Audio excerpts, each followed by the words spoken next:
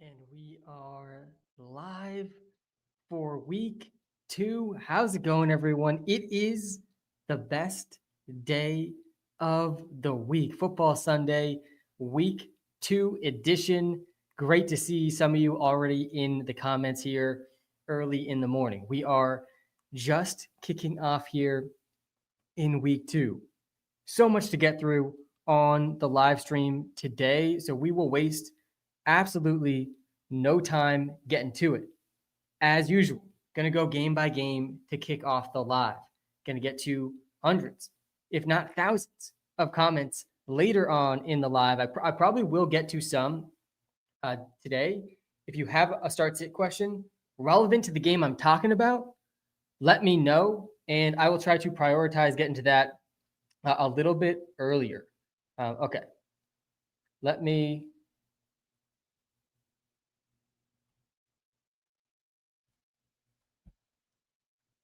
jump off into there's a lot of good games today on the slate. Almost all the games are in the early window as well. We only have 3 late window games today. And just off the jump, Weatherman Sam here for you all season long. There is a ton of dome games today. Absolutely no weather concern at all. There might be some scattered rain in the Pats Dolphins game, but really no concern at all in the weather department today. If you are already tuned into the live, shout out to you. Seriously, appreciate you so much. Take 2 seconds, hit the like button, hit the subscribe button. Helps me out way more than you could possibly realize. Takes 2 seconds. It's a completely free thing to do. Helps the live out, especially early on. So I really do appreciate it. I'm going to have the rankings up, of course, on screen as well as I go game by game. All right, we're going to start with an absolute banger of a football game here between the 49ers and the Saints. 49ers, I believe, are 3.5-point favorites in this game today. Mac and Cheese, Mac Jones, getting the start here in week 2. What a storyline this is for Mac and Cheese, Mac Jones. I mean, he was always meant to be a 49er. If you guys remember back to that draft, I think that was 4 or 5 years ago now. There were a lot of reports back during that draft that Mac and Cheese, Mac Jones was a target for the 49ers. They end up passing on him. He goes to the Patriots. The rest is history. Now, here in week 2, starting and going to be starting for the foreseeable future, Mac Jones. And it's notable for fantasy because, man, did Brian Thomas Jr. absolutely smash down the stretch last season with Mac Jones starting at quarterback. He wasn't, super relevant himself in fantasy. I think Mac Jones, this is probably the best situation possible for him, despite all the injuries, though, for the 49ers. And it sounds like Juwan Jennings is going to play today. Ricky Pearsall and Christian McCaffrey really likely to be the focal point of this offense. If there's anyone that's going to be getting that Brian Thomas Jr. effect from Mac Jones, where he just absolutely peppers his top guy with targets, it's going to be CMC, and it's going to be Ricky Pearsall. Let me just pull up the Brian Thomas Jr. numbers for those of you that don't remember down the stretch of last season. Brian Thomas Jr. had the best stretch he's had in his entire career, way better than he was even with Trevor Lawrence. 12 targets, 14 targets, 13 targets, 10 targets, over a 30% target share every single game with Mac Jones. Not unreasonable to think at least one of Christian McCaffrey or Ricky Pearsall goes over a 30% target share today. Christian McCaffrey, it's basically impossible not to project him as running back 1. He had 31 touches in week 1. Guys, I was scared. I was downright scared, like I know many of you were, about the calf injury that popped up right before the season. Does not seem to be anything we should be concerned about at this point. 31 touches in week 1 for Christian McCaffrey. Now George Kittle is out after really playing well before he picked up, I think it was a calf injury for himself, hamstring or calf. Pearsall projects as a must start. Christian McCaffrey projects as a must start. Christian McCaffrey, it is literally, if you are doing projections, like we are grinding projections here at Walter Picks every single hour of every day, it's impossible not to project McCaffrey as running back 1.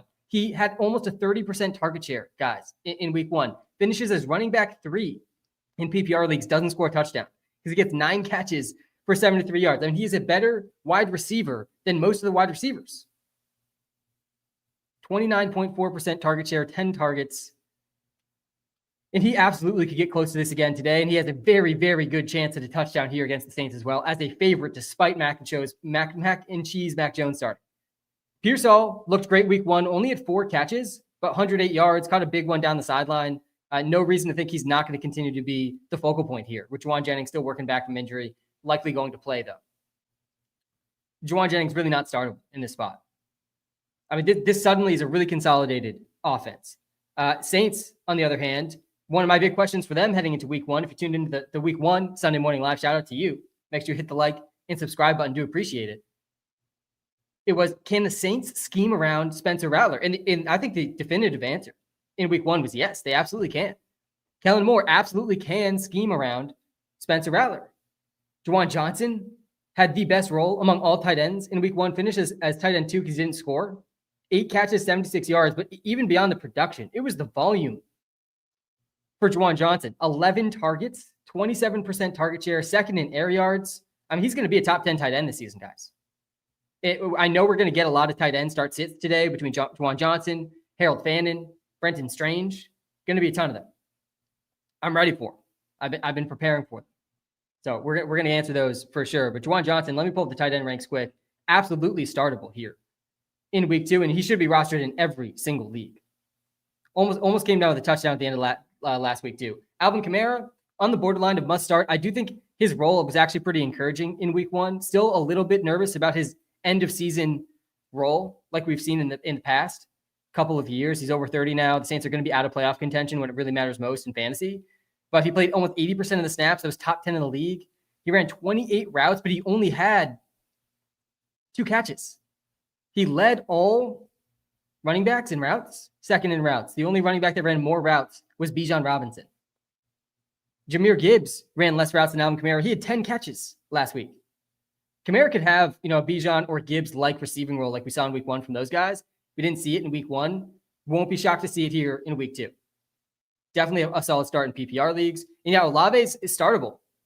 They're going to be able to scheme around the bad quarterback play in this offense. It's definitely encouraging for fantasy.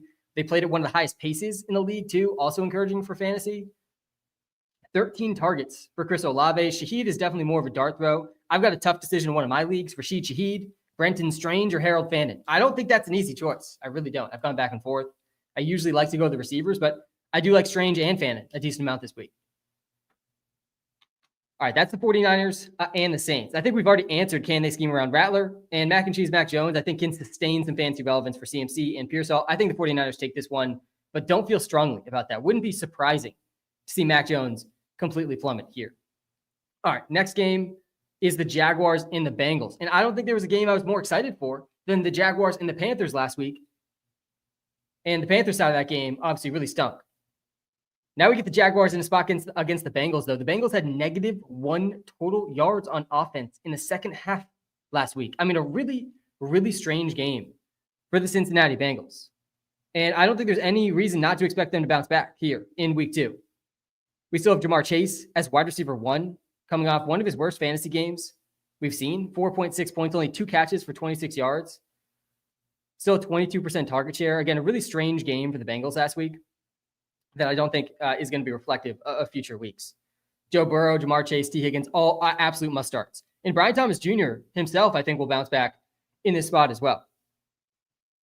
I do think this will be one of the more exciting games. I'll talk about Travis Hunter here in a second because I think he's one of the more difficult start sits of the week. But yeah, Brian Thomas Jr., I'm really not that scared about him.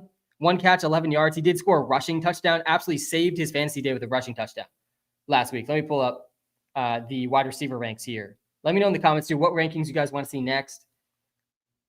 And if you have a specific start sit to the game I'm talking about, I will try to pull some of those up as I go game by game. As always, on these lives, we're just getting started. I'm going to get to hundreds, if not thousands, of the comments after I go game by game and get my thoughts on every single relevant player in every single game and just some other thoughts on the game in general and things I'm watching out for in these games. Brian Thomas Jr. is going to bounce back.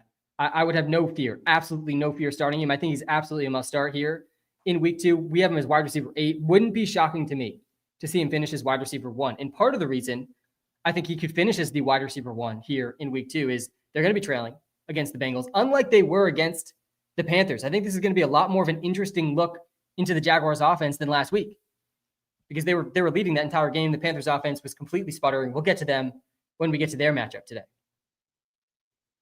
But how does the Jaguars offense operate when they're trailing? And how does this offense operate when Travis Hunter is playing more defense? Because there was a report that came out really shortly after last week that Travis Hunter will play more defense this week. I think that's like exactly how it was framed. Unclear if that means he's going to play more defense than offense, or if that means he's just going to play more defense than he did last week, unrelated to his offensive role.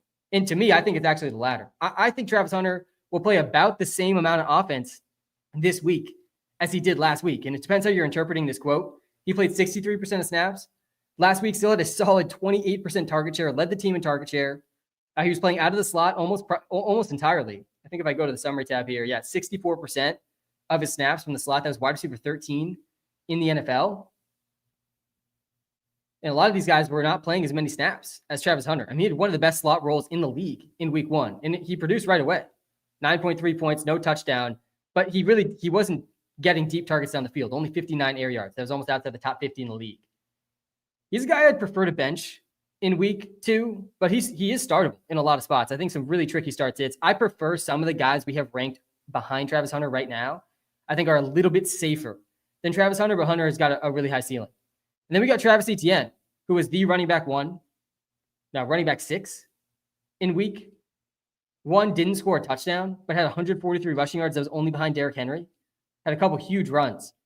It was against the Panthers, though. I do feel like people are getting a little bit overexcited about Travis Etienne, given the fact that he was playing a historically bad run defense from last year. The Panthers had a historically bad run defense last season, and then they lost their starting defensive tackle early in the game in week 1. I mean, this run defense could be, again, historically bad.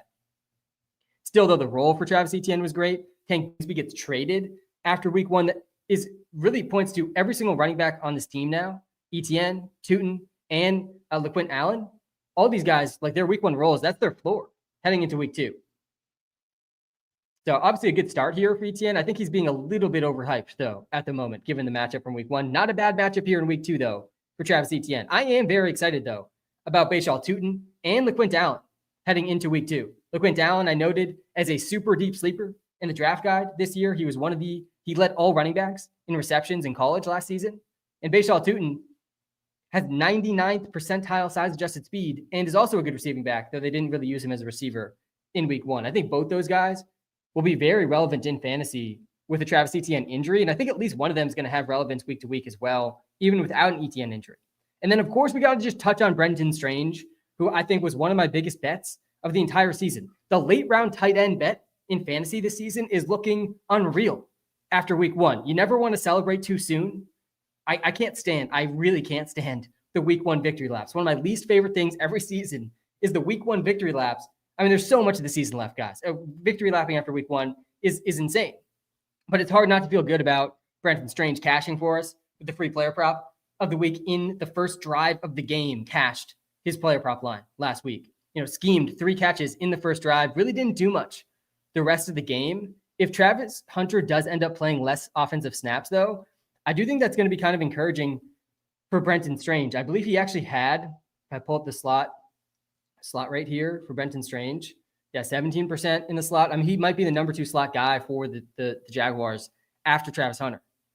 Definitely startable here. And I think if you're deciding between him, Harold Fannin, and Juwan Johnson, really tough choice between those guys. I'll pull up the tight end ranks here again. Again, let me know in the comments which ranks you guys want to see next. Some really tough start sits, I think, at tight end this week. But I'm personally playing Strange over Fannin, and I'm playing Strange over Juwan Johnson. And it's close. We're going to have Avery, our Commanders creator, on the live in a couple of hours to talk through some of the most difficult start sits of the week. Interested to see what he thinks about that start sit. I believe in the Walter Picks app, we have it Fannin, then Juwan, then Strange. Man, it's tight, though. It's a tight projection. I feel really good about this game environment. That's part of the reason I feel really good about Strange. Fannin's in a good game environment, too. Juwan Johnson, a little bit less certain there. But yeah, it's all 3 guys I feel pretty good starting. All 3 guys are top 10 tight ends here in week 2. All right, let's see if there's any Jaguars, Bengals specific start sits. Juwan or Njoku. Yeah, I think I'd lean Njoku over all those guys I just mentioned. Strange or wait on Bowers. Yeah, we're going to get to this Raiders game at the end. I definitely am more concerned about Bowers than most people out there. But it does. Oh, sound is messed up on TikTok. Let me get off the Bluetooth. Thanks for that shout. Appreciate that. Should be fixed now. Blake, appreciate you. But yeah, I do think that Bowers has a real chance to not play still.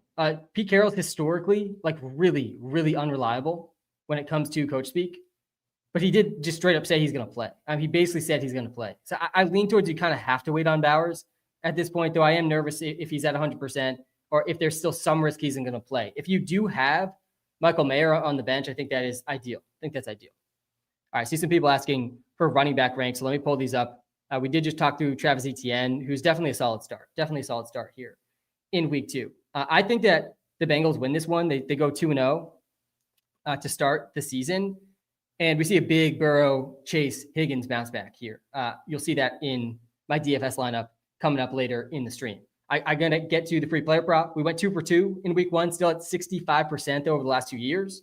And we cashed the Draftkings lineup in week 1 as well. So we're going to try to go 2 straight cashed Draftkings lineups here in week 2. I feel really good about the DK lineup I got for you later in the live. All right, let's get to the next game here. We just talked to the Jaguars Bengals. I do think the Bengals take this one, but should be a really, really exciting spot. And I think the Travis Hunter narrative, to me, really intriguing here. I think, again, he plays more defense than last week, but he plays the same amount of offense. That's the part I feel like people might be overlooking. All right, Bills versus Jets. Let's start with the Bills side of this game. I think the Bills are shaping up to be just this ideal fantasy environment. It's tough to suss out between that Ravens-Bills game last week, how much of that game was just 2 historically good offenses and how much of it was some really bad defense. I mean, there were some plays from the Ravens in that game where they were going 80 yards untouched across multiple plays. I mean, really crazy stuff. And there was several big runs from Derrick Henry where he literally was not touched 60 yards down the field. That is great news for the Jets. And it's great news for Josh Allen, too. He's going to project his QB1 rest of the season a little bit ahead of Lamar Jackson now because of how bad that defense looked. They lost one of their starting defenders last week, too, one of their starting defensive tackles in that game, on top of the defense already looking really, really bad. Josh Allen in this Bills offense, if they're really pushed to play in these games and not able to skew as run heavy as they've skewed in the past, we could see some massive outings. 38.8 points for Josh Allen in week 1. I think we have him projected close to 25 here in week 2. Obviously should be a game where they're able to run a little bit more, but we'll see if this defense can hold up. 46 pass attempts for Josh Allen, led the league in passing yards, also had 30 rushing yards, scored multiple rushing touchdowns. James Cook, I think, is looking a little bit better than he actually will be this season after week 1. All 3 running backs played a decent amount in this game, only 57% of the snaps for James Cook. Still got 18 opportunities. I think he caught all 5 of his targets. Yeah, so 18 touches still for James Cook. I think it's going to be tough for James Cook to get 18 touches in every game if he's only playing half the snaps. Still going to project, though, for at least half a touchdown every game. Still projects the top 15 running back. Definitely a must start. But I think he's a little bit more of a boom-bust role than I would want in my starting running back. Dalton Kincaid I have as a must bench. This week, he played pretty well fantasy-wise, tight end 6. Last week, only 4 catches, though, only played half the snaps. Dawson Knox and Dalton Kincaid are completely splitting a role, on top of the Bills already spreading the ball around a ton. Every single Bills player is going to be at risk for a bust week with how much they're spreading the ball around. It's a lot like the Packers last season, really the Packers so far this season. So yeah, I think Dalton Kincaid is like borderline droppable, even though he was tight end 4 last week. Has some good matchups coming up too, but if he doesn't score, he's not finishing as a top 15 tight end. Just absolutely not in this role. And Dawson Knox could easily steal one of these touchdowns too. Keon Coleman was the breakout player for the Bills in week 1. And I think there's something to this, guys. He was wide receiver 2. It didn't create a lot of separation if you look at the separation metrics. I don't really mind him not creating separation, though, if he's going to be able to catch these contested catches. And we also saw Keon Coleman succeed outside of the slot role in week 1, something we had never really seen since his college days. Last year, he struggled on the outside. In college, he really produced most of his production and efficiency from the slot. But he showed that he might be taking a step forward here in year 2. I think he is a start this week in a lot of spots, and I would start him over every other Bills receiver. I'm definitely starting him over Shakir already here in week 2. He's just ahead in the projections here. On the Jet side of this game, I think the Bills are 6.5 6.5 point favorites, if I recall. Let me pull up the spread here. Yeah, they're 6.5 point favorites in New York. The Bills offense is not going to be stopped this season. They're not going to be stopped this week. The Jets defense could not stop Aaron Rodgers. I mean, this was a Jets defense I thought people expected to be pretty good. They didn't stop Aaron Rodgers and the Steelers. Over 30 points allowed to Aaron Rodgers and the Steelers. I mean, a really impressive offensive game in week 1 from the Jets, and they still lose. I mean, a tough sign for the defense and a tough sign here against the Bills, which makes sense with the 6.5 point spread at home. But man, I don't know how you're not excited about Justin Fields and Breece Hall and Garrett Wilson, all of these guys in fantasy. And we talked about it all offseason. Breece Hall, Garrett Wilson, and then the drop-off from those guys in this offense is just astronomical. I mean, there's no talent outside of these top 2 really talented players. It goes from Garrett Wilson, Josh Reynolds is out now. And it goes from Breece Hall to Tyler Johnson. Allen Lazard, I think, was a healthy scratch in week 1. I mean, Braylon Allen looked about what he looked like last season, nothing super special. Isaiah Davis, I don't even know if he touched the ball in week 1. Yeah, 1.8 points in week 1. I mean, they have nothing outside of Breece, Garrett Wilson, Justin Fields. It's going to be a really, really consolidated offense in a really, really good matchup here against the Bills. No touchdowns for Breece last week, and he still was a top 10 running back, 107 rushing yards. There's not very many running backs I want to start more than Breece Hall here in week 2. He's in my DraftKings lineup that you'll see in a bit as well. Again, multiple runs for Derrick Henry last week, the greatest rusher of all time. You know, we'll put that asterisk in there, but multiple runs for him last week where he was not touched. And Breece Hall looked great in week 1. Finished with 5.6 yards per carry on 19 carries. Still only a 50% rush share, but that was partially because Justin Fields was absolutely smashing in the run game. We got the QB1 versus the QB2 in this game between the Bills and the Jets. Josh Allen, by far the QB1, and Justin Fields, I think by a decent margin, just slightly actually over Daniel Jones and Lamar, the QB2. You take a look at the QB rankings, by the way, after week 1, and man, the rushing QB is alive and well. Josh Allen, Justin Fields, Daniel Jones, Lamar. Those are the top 4 QBs after week 1. You got Jalen Hurts in the top 10. Justin Herbert had a rushing touchdown. He's up in the top. Mahomes, every single guy that scored a rushing touchdown outside of Rodgers, who threw 4, is in the top 10 QBs in fantasy right now. So yeah, we're starting Breece, we're starting Garrett Wilson, and we're starting Justin Fields. I think there's some spots to consider not starting Fields, but man, what a high floor he has, and the ceiling is just so high too in this Bills game. I think the Bills do take this, but the Jets keep it competitive, and it's going to be a really, really fun game for fantasy. I would not be surprised, by the way, if Justin Fields finishes a top 5 QB this season. The last time Justin Fields played a full healthy season and an offense was designed around him, he was a top 5 QB in fantasy. I mean, this is not that surprising. The late round QB strat with Fields is looking really good after week 1. I am curious to see, though, if the Steelers and the Jets drop off a little bit after not being in revenge, a mega revenge game for both Fields and Rodgers last week. We'll talk about the Steelers in a second here. Giants versus Cowboys is the game up next. Let me switch up the rankings. I'm showing on screen. I'll pull up the wide receiver rankings, seeing some people ask for those. Let me know in the comments what rankings you want to see next. Guys, we are just getting started here on the live stream. We're going to be live for multiple hours. We're going to be live basically right up until kickoff today. It is the best day of the week, man. Thank you so much for tuning in already. If you're watching live on TikTok, smash the like button, hit the follow button. I'm going to go to the QB ranks next. I see that comment over on the TikTok live. If you're watching live on YouTube, hit the like button, smash the subscribe button. We're posting weekly long form YouTube content. We got 3 live streams a week on the YouTube going as well. Really do appreciate it if you hit the subscribe button, and you won't miss out on that content as well. If I don't get to your start sit on the live, I'm going to get to hundreds, if not thousands. I'm going to try to get to every single start sit question on the live.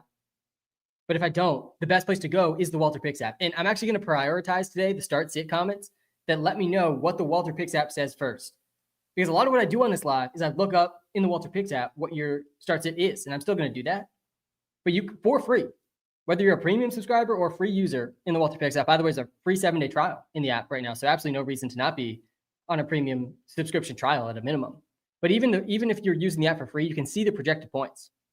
You can't see the boom and bust probabilities if you're on the free part of the app, but you can see the projected points. So I want you to let me know in the comments, at a minimum, what's the start sit and what does the Walter Picks app think? What does the Walter projection say for the start sit? And then I'll give my opinion on it. Okay, enough there. We'll get to the start sit stuff later. All right, Cowboys have not lost against the Giants, guys, in 13 straight games. I mean, if you're waking up this morning as a Giants fan, man, it's tough out there. And I think for quite some years now, I think the rest of the NFL fans, you can wake up on Sunday morning and say, at least I'm not a Giants fan. At least it's not that bad. And it's going to be probably 14 straight here for the Cowboys. I think they are 6.5-point favorites in this spot as well. Yeah, they're 5.5-point favorites at home, the Dallas Cowboys, who really were a couple plays away from beating the Super Bowl champion Philadelphia Eagles, albeit without their star defensive tackle, who was, expelled from the game literally before he played a single snap. But it's tough to see a way for the Giants to beat the Cowboys in this one. I do think George Pickens is being slept on after week one. Didn't have a huge week one game. CeeDee Lamb was really the focal point of the offense as expected. Only 3 catches for 30 yards, but he played over 90% of the snaps. He's going to be out there every single play. Every single passing play, basically 94% route participation. And I think this target share for George Pickens that he saw in week one, 12%, probably going to be his floor this season. We're going to see some big games from George Pickens this year. And it wouldn't shock me at all if it comes here in week 2 against the Giants, who have been absolutely destroyed by CeeDee Lamb. And in many of these 13 straight losses to the Cowboys, Deebo Samuel had a big game last week. McLaurin didn't do much from the Commander side. But if they get into game environments where CeeDee Lamb is being double covered and really being focused on, George Pickens is going to smash. Definitely a riskier, flex option here in week 2, but I'm not panicking on George Pickens at all. I definitely feel fine still with the squads I have George Pickens on. Obviously, CeeDee Lamb a must start. Dak Prescott, I don't think is a must start in week 2. I think he is honestly one of the more difficult start sits at QB. Let me pull up the QB ranks. I told someone I'd pull up the QB ranks next. But yeah, I would start guys like Kyler, like Justin Herbert, like Justin Fields, Drake May, Caleb Williams, Michael Penix, Trevor Lawrence, and Bo Nix all project ahead of Dak Prescott here in week 2. I think some of those guys carry maybe a little bit more risk, but part of the fear with Dak Prescott is this game script really might be a pretty run-heavy game script for the Cowboys. They're 5.5-point favorites at home against the Giants. The Giants last week versus Jaden Daniels, he only scored 20 points, 233 passing yards and a touchdown. He had 68 rushing yards. Obviously, Dak is not going to have 68 rushing yards. They did allow, I think, more points to the running backs, though, last week. That's the Cowboys side of the ball. We do have Jaden Blue, by the way, projected to play this week. Jaden Blue, in like legit competitive leagues, 12-team leagues, I don't think Jaden Blue should be on the waiver wire. A lot of people dropped Jaden Blue. He was a healthy scratch last week, but he missed some time in preseason. He's a 4th or 5th round, rookie draft pick. I think 5th round rookie draft pick. Really good receiving back. Our comp for him out of the NFL draft, we still have our comps up, by the way, in the Walter Picks app. If you go to any rookie and scroll down, you can see our in-depth analysis of their college profile. And I really liked this Nyheim Hines comp for Jaden Blue. He could be a Nyheim Hines type receiving back for the Cowboys. I think Miles Sanders just straight up lost the job there in week 1 with how bad he played. He really lost them the game, Miles Sanders. So yeah, I think Jaden Blue plays this week and probably should be rostered in most leagues. But Javonte Williams really solidified himself as kind of a workhorse in this offense. Okay. That's the Cowboys side of the game. On the Giants side, Neighbors is the only guy I think you could possibly start for the New York Giants. And he's a must start, I think, pretty easily. Only at 12.1 points in week 1, but yeah, just an elite role. Still a 37% target share. He's probably going to lead the NFL in target share again. Tyrone Tracy, I don't feel great about starting him. I think Scatterbow's role probably will grow. The role for Tracy actually looked solid in week 1. He played 74% of the snaps. It's pretty high for Tyrone Tracy in comparison to what I think people expected. 15% target share still too. But yeah, don't feel great about starting him here in week 2. And Theo Johnson, well off the tight end radar at this point as well. Russell Wilson, he could get benched sooner rather than later. Would not be shocking. And if he does, Jackson Dart is going to be fantasy relevant, guys. He is a pretty good rushing QB. Looked great in the preseason, and he runs. This could be another rushing QB for fantasy. The second that Russell Wilson's benched this season, Jackson Dart's going to be written up as an ad in the Walter Picks app. All right, that's the Giants-Cowboys. Probably going to be 14 straight here for the Cowboys. Let's get to this next game. Probably, I talked about it a lot heading into week 1 and on the live last week. I didn't think there was a team with arguably more pressure on them than the Patriots in week 1. And I think here in week 2, both these teams really have the most pressure on them across the league, the Patriots and the Dolphins. This is season on the line type situation for both these teams in the AFC East already in week 2. I mean, you start 0-2, you lose to the divisional matchup who's coming off a rough loss in week 1. Patriots lose to the Raiders.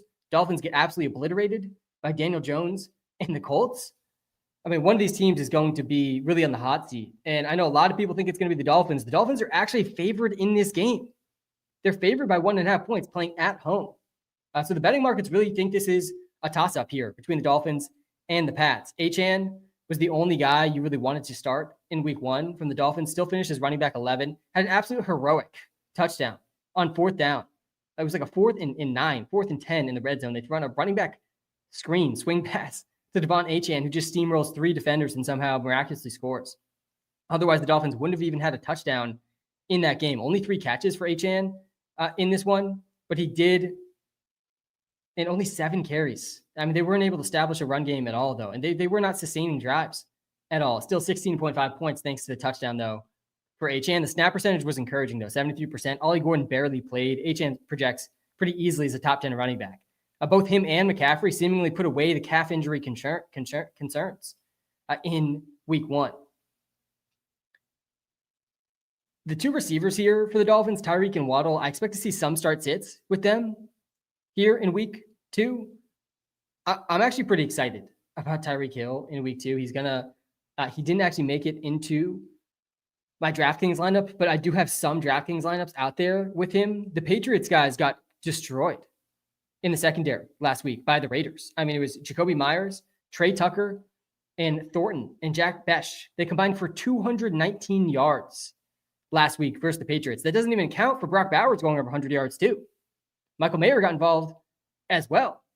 I mean, the Patriots allowed, I think, they're one of the few defenses, I think one of just 3 defenses last week to allow over 300 passing yards. This is a good spot to bounce back for Tua, in a really, really good spot, I think, for Tyreek Hill. Jalen Waddle was questionable, limited in practice a little bit. This week he is going to play. Tyreek's prop line's at 67.5. I will not be surprised at all if he goes over 100 yards. Jacoby Myers almost did last week on 8 catches. Tyreek, to me, is a must start this week if you have Tyreek. It seems like he's got a chance to get suspended later in the season, a chance to get traded. Obviously, the bottom could really fall out under the Dolphins, but in this spot, against a really weak Patriots secondary without their top corner in this game, you got to be starting Tyreek Hill, in my opinion. I think this wide receiver 30 ranking is honestly a little low. The ceiling for Tyreek this week, guys, is the wide receiver 1 overall. We talked about it going into the season. I don't think there was a player with a wider range of outcomes than Tyreek across the league this year. I mean, he literally could finish as the wide receiver 1 in fantasy. Literally 2 seasons ago, he was the wide receiver 1 in fantasy. 23.7 points per game, 32% target share. Now he's 31.5. He's coming off his worst statistical season. And in week 1, the role really wasn't great. Only 62% of the snaps, 62% of the routes, still at 6 targets. But yeah, I think all those will probably grow here in week 2 with the back against the wall really here for the Dolphins in a really good spot. At least one of Tyreek or Waddle is going to smash in this game, and my money's on Tyreek. Jalen Waddle picked up an injury like halfway through the game last week. I think he was able to get back into the game. He's going to be playing. But yeah, I feel a little bit more comfortable with Tyreek than Waddle. On the Patriots side of the game, I mean, you got to be a little bit excited for this offense, I think, too, with how bad the Dolphins defense looked. Guys, Daniel Jones was like matching Peyton Manning records in the first half last week. I mean, really crazy stuff. I mean, we already bashed on the Giants fans a little bit, but had to be tough to watch, I think, as a Giants fan. Maybe not. Maybe they're wishing Daniel Jones well and happy that he's just on another team. But in week 1, Drake May led the entire league in pass attempts. No quarterback threw the ball more. Spencer Rattler and Josh Allen matched Drake May's pass attempts. Joe Flacco was at 45. I don't think this is going to be common for the Patriots. I don't think they want to be this extremely pass-heavy team. So I think they will skew a little bit more run-heavy. But with how Daniel Jones played last week, he was the QB3, almost 30 fantasy points, had 272 passing yards, had 2 rushing touchdowns too. I mean, I think Drake May's got a great chance at a rushing touchdown this week. He didn't run a ton in week 1, only 11 rushing yards, 4 carries, but that was almost a fourth of the carries for the Patriots. If they run more this week, which I think they will, I won't be surprised at all to see this get to 7, 8 carries and a rushing touchdown for Drake May. Hunter Henry had a pretty good week 1. Not a guy I feel great starting, though, in week 2 with some of the other good tight end options. I'd start Juwan Johnson, Brenton Strange, Harold Fannin all over him. Let's go back over to the wide receiver rankings, though, as I talk through some of these Pats wide receivers.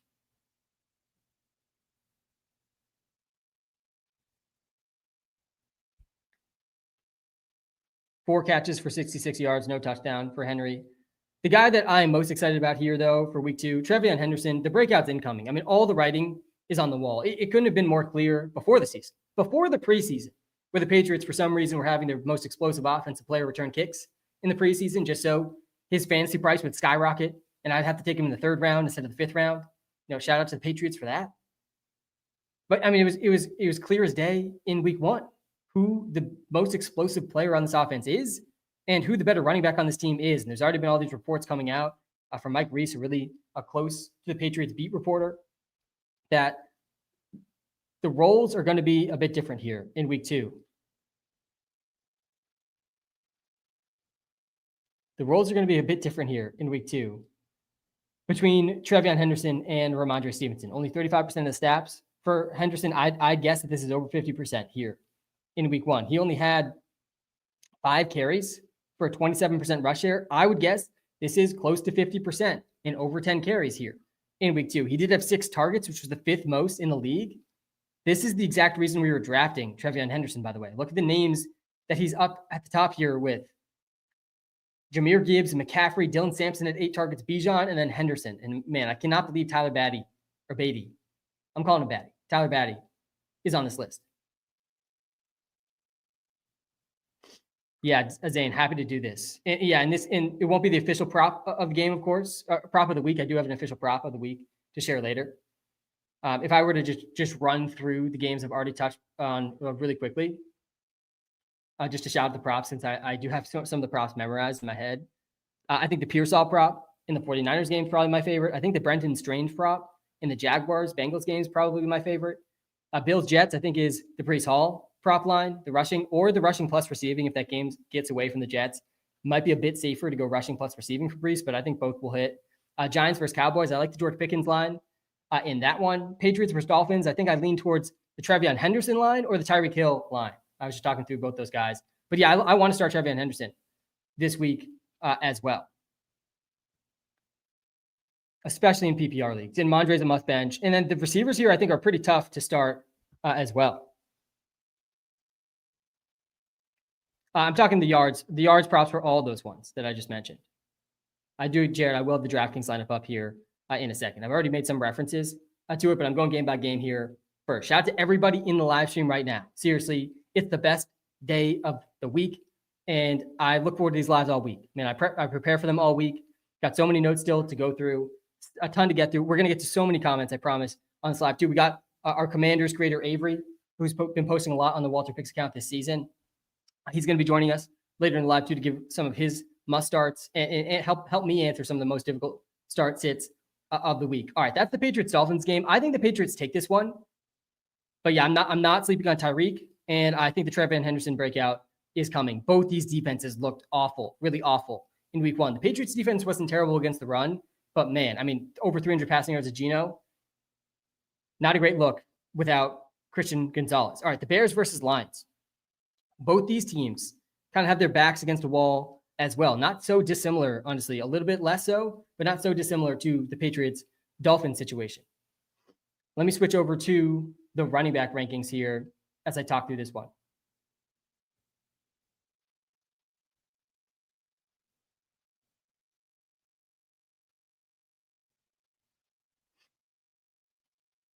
This is a Ben Johnson revenge game, and it seemed like we were starting to see it play out. After the Lions game, in the first drive or first quarter of the Bears game, it was like, okay, the Ben Johnson narrative is hitting. The Lions really struggle. Caleb Williams doesn't have an incompletion, in the first quarter or the first drive. Looks great. And it really fell apart down the stretch of that Bears game for Caleb Williams. Not a lot of receivers really getting separation. And he really had to put the team on his back in terms of trying to run the ball. He had 58 rushing yards in week 1. Pretty encouraging for fantasy, but definitely not how the Bears drew it up. The only QBs with more rushing yards than Caleb Williams in week 1, Lamar Jackson and Jalen Hurts. Then Caleb Williams. He had more than Mahomes, Fields, Jaden Daniels, Kyler Murray. And it wasn't just on one big run, too. He had 6 carries, almost a fourth of the carries for the Bears. He's definitely startable here in week 1. QB 10 in our rankings right now. I would start Herbert over him. I'd start Kyler over him. I'd start Justin Fields over him. I'd start Drake May over him personally, too, with the matchup against the Dolphins. I think May has a better chance to rushing touchdown than Caleb Williams here in week 2. But I'd start Caleb Williams over Penix, over Trevor Lawrence, over Bo Nix, over Dak Prescott. I'd start him over all those guys. DJ Moore, I think, is still a strong start. Odunze honestly ranks a little bit lower than I would have expected, given his pretty strong week 1. He kind of saved it, though, with a touchdown. Without the touchdown, he goes under 10 points. With a touchdown, he finishes as a top 20 wide receiver. Pickens or Ridley, got some tough wide receiver starts that's coming later in the live. I promise to get to so many, if not all, of the comments in a bit. On the line side of this game, DeAndre Swift, by the way, played as a complete workhorse.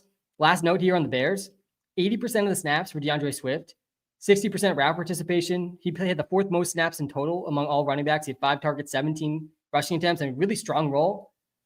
Not even 10 points, though. And he's got another tough matchup here against the Lions. Roschon Johnson's going to be active in this game, too. And we've been projecting Roschon ahead of Kyle Monangai like all offseason. And I think this is like a really ambiguous, uncertain situation for the backup role for the Bears. I'm rooting for Roschon because I have somehow he's on way too many of my best ball teams. I mean, one of my most drafted running backs for like basically no reason. I was like way too confident in Roschon playing some type of David Montgomery role early in the offseason when I was doing way too many best ball drafts. But this is definitely a backup running back situation I'll be watching closely. Monangai really didn't get much run in week 1. 2 points. I think he had 1 catch for 11 yards, which was honestly a little surprising. Didn't get a single carry. This is not a receiving back in Kyle Monangai. It's supposed to be more of a grinder, short yardage back. Okay, that's the Bears side of this game. On the Lions side of them, they really just looked way different, way worse of an offensive scheme instantly without Ben Johnson. Jahmyr Gibbs gets 10 catches, though, and saves his fantasy day with just a ridiculous role in the receiving game. He had 19 rushing yards, 31 receiving yards. He finished with just 50 total yards, no touchdowns. 50 total yards, no touchdowns, still finishes a top 15 running back with 15 points. I mean, really reminiscent of Christian McCaffrey type role. And I think this is really exciting for Jahmyr Gibbs, the fact that he was in a bigger role than we've seen in the Ben Johnson offenses in the past. Really not good news for David Montgomery. David Montgomery, one of my best must benches of the week. I don't know how you feel good starting David Montgomery with the role we saw for Jahmyr Gibbs versus Montgomery here in week 1. But yeah, Gibbs obviously a smash start. If he's going to get 10 catches in games, I assume that's going to be his high of the season, but just wild stuff in the receiving role for Gibbs. And he's going to be fine efficiency-wise, no matter how bad the offensive scheme ultimately is. Sam Laporta projects as a top 5 tight end. He was a tight end 5 in week 1 with 13.9 points. Played 91% of the snaps, 24% target share. Definitely startable here in week 2. I mean, there's not very many tight ends I'd start over him. I don't think I'd start that Strange, Fannin, Juwan Johnson tier over Sam Laporta, like I would a lot of the other tight ends. The Jared Goff, not startable. Definitely not startable. Probably on the waiver wire in every single league. Amon-Ra still played well. 4 catches, 45 yards. Didn't end up scoring a touchdown, though. And this is what we talked about all offseason. The touchdown regression was coming for the Lions. They had an insane amount of touchdowns last season. Only 16% target share, actually, for Amon-Ra. Lower than I recalled. Still was out there almost every single play, but only 8.5 points. Still a must start here in week 2, but not what we wanted to see. And not what we wanted to see from Waymo Jamo either. Also went under 10 points. Basically everyone but Gibbs. And if you want to put Laporta in there, that's fine too. Disappointed from the Lions. But Jameson Williams was in a bigger role snap-wise than we saw last season too. I still think there's some big games coming for Waymo Jamo, but probably going to be more boom bust. And I'd prefer to bench Montgomery. This is a hashtag revenge game for Monty. We've seen him score many times versus the Bears in these revenge games. Only 11 carries for 25 yards. He was under 3 yards a carry, 2.3 yards per carry for Monty. Did have 4 catches still. 14 catches for Monty and Gibbs combined. Just wild stuff. Wild stuff for the Lions. I think the Lions are favored in this one. Let me pull up the spread here. Yeah, Lions are 6.5-point favorites. I was pretty surprised by this personally, that they were favored by this much. I get that they're at home, but these teams looks kind of equally bad, I think, in week 1. And the Bears really should have beaten the Vikings. I mean, what's the spread if the Bears beat the Vikings? They had over a 90% win probability in the fourth quarter. The Bears defense looked pretty good in week 1 for the most part. I still think there's hope for the Bears offense too. I think the Bears have a good chance to upset the Lions, and I definitely would take them against that 6.5-point spread. Yeah, and if there's any line I'm taking in this game, I don't think there's any Roschon lines out there. I don't think I would risk it with the Roschon lines. Maybe I'd go with the David Montgomery unders. David Montgomery under rushing yards might be the prop I like the most in this one. Isaac Tesla, by the way, had the catch of the game, maybe the catch of the week. Honestly, one of the best catches I think I've ever seen in week 1 on his one target. I think he had just about one target, caught it for a touchdown. Yeah, one target, caught it for a 13-yard touchdown. Supposedly he's going to play more, but we'll see how much he can really play more. I mean, he's going to be behind Jameson Williams and Amon-Ra St. Brown. He's really competing with Khalif Raymond for that wide receiver 3 role, but he's going to be like the 5th or 6th option in this offense unless he eats into the Waymo Jamo role, which would be horrible for fantasy. I see a lot of wide receiver start-sit questions, so I'm going to pull up the wide receiver ranks again. Shout out to everyone in this live right now. Smash the like button. If you're watching live on YouTube, hit the like button. If you're watching live on TikTok, shout out to every single person in this live stream. We got a lot of Kenneth Walker questions I'm seeing here as well. We're going to get to Kenneth in some of those start-sits here as well. We're almost through. We're over half the games already. We're almost in the late window of the games already. All right, Rams versus Titans. This is my survivor pool pick of the week. I think a bit contrarian. I like getting contrarian early on in these survivor pools, especially in a week where the survivor picks, they're going to be really, really consolidated. I think almost everyone is going to take the Bills. They're only 6.5-point favorites in New York. I think if you didn't take the Bills, a lot of people will take the Cowboys, 5.5-point favorites in Dallas. Maybe some people will take the Lions at 6.5. I definitely wouldn't recommend that. The Rams are only 1 point favored by 1 point less than all these teams. And like under 5% of people are probably going to take the Rams in survivor pools this week. The Rams defense, guys, looks great in week 1. This is a really tough test again here for Cam Ward, who probably had the toughest test possible against the Broncos in week 1. I think he actually looked okay considering the matchup, but I don't see how the Rams lose in this spot versus the Titans. Titans defense also looked okay in week 1. But the Rams are better than the Titans in basically every single way. I know this game's in Tennessee. Yeah, it's in Tennessee. But yeah, I like the Rams to win this one with a decent amount of confidence. And I think you could really hit gold in survival pools if any of those big favorites, the people are going to be really heavy on, like the Bills, like the Lions. And who's the other one again? There's the Bills, the Lions, and the Cowboys. If any of those 3 teams lose and the Rams win, you're sitting really good in survivor pools. Like a third of people or more will be out. So yeah, I'm riding with the Rams as the survivor pool pick for me this week. We hit it easy with the Cardinals against the Saints last week. So we're 1-0 in the survivor pool picks. Tony Pollard, really a must start. Like he's just in such a locked in role. We talked about him being a must start last week. Didn't really have a great fantasy game, 7.9 points, but man, the role was there. 90% of snaps, led all running backs in snaps, in snap share at least. 18 carries. He only had 1 target though, which was a little disappointing and a bit surprising, honestly. I think we see him get above that here in week 2. The Rams, again, they were a good defense in week 1. Really good defensive line. Only 77 rushing yards, 2 catches against running backs in week 1. So a tough matchup again for Pollard, but the role in the projection, it's just hard not to project him as a top 15 running back if he's going to lead the league in running back snap percentage. Calvin Ridley is more startable here in week 2, but he is not a must start. Again, this isn't really that great of a matchup. He had 4 catches for 27 against Pat Surtain, who really shadowed him most of the game last week. But yeah, 32% target share. That's top 10 in the league. Very few players had a higher target share than Calvin Ridley. And if you want to look at the guys you really want in your fantasy team, I mean, the list is up on the YouTube live right now. By the way, if you're watching live on TikTok, guys, the YouTube live, it's a better viewing experience. I'll answer comments and have stuff up on screen on the TikTok live too, but I can share my screen, my computer screen on the YouTube live. We're looking at the top 10 target share players from week 1 on the YouTube live. And there you see Calvin Ridley right up there, despite playing Pat Surtain and the Broncos. He definitely is startable here in week 2. He's not going to be in the Pat Surtain box this week. And you see the list of guys he's up there with. I mean, there's a few pretty surprising names. Marquise Brown, probably, most notably Zay Flowers as well. Both them had career games, career roles in week 1. We'll get to both them a little bit later.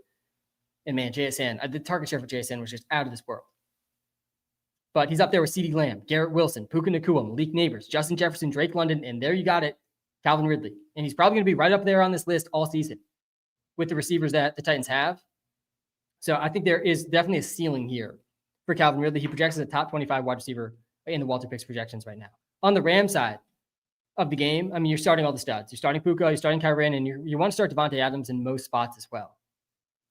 Pretty straightforward start sit here. The Rams defense ranks as defense 2 for us in the Walter Picks app. Right now, again, this is my survivor pool pick of the week. If I was going to go with a player prop in this game,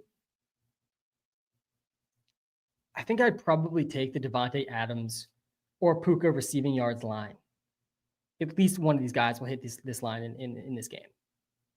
And Adams actually had he was up against Stingley for the most part against the Texans in week 1. So he might be just getting a little underrated. I might lean towards him. He had 4 for 51. I think his prop line's in the 50s here in week 2. I'd probably lean this way. I think his matchup specifically is actually easier in week 2 than week 1.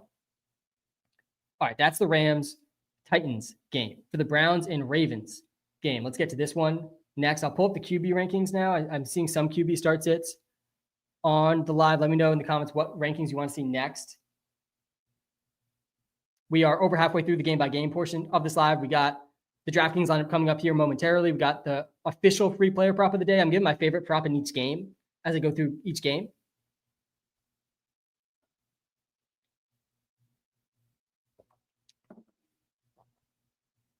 But we got the official player prop coming up, Draftkings lineup. Then we'll get to tons of start sits. We got Avery joining live in about an hour or so, but we should be able to wrap up the game-by-game portion well before then. All right, on to the next game, which is the Browns and the Ravens. A really exciting spot, similar to what we talked about with the Bills. I mean, it's really difficult to suss out, and especially this is in general week 1.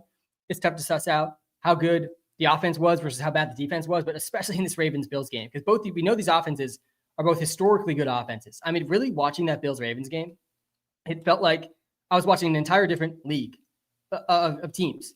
I mean, if there's no team even remotely close to these offenses, I don't think, the Bills and the Ravens offenses. The Ravens last year, by the way, one of the most historically efficient offenses of all time. And it looks like they're about to run it back again. Again, it's hard to know just how bad that Bills defense really is. But no reason to think the Browns defense, as good as they looked in week 1, are going to stop this Ravens offense. Derrick Henry projects as running back 2. Derrick Henry, in my opinion, I've been saying this for multiple years now, and just like every week that goes on in age 30 plus career of Derrick Henry, it becomes more and more clear that Derrick Henry is the greatest rusher of all time. And I think you could argue greatest running back if you wanted, but if you just remove the receiving aspect of the running back game, I don't think there's much of a debate who the greatest rusher of all time is. I mean, how many Sunday mornings, guys, do we need to wake up and look at Derrick Henry's prop lines in the hundreds of yards for it to hit us that we have gotten to witness the greatest rusher in the history of the NFL? And that's what Derrick Henry is, man. 169 and 2 TDs in week 1. He projects in the Walter Picks app for 115 rushing yards here in a pretty tough matchup versus the Browns. If I was going to take a prop in this game, I would take probably Derrick Henry's rushing attempts line. I think it was at 18 or 19 and a half. I think he probably goes over that. Don't hit his rushing yards line here either.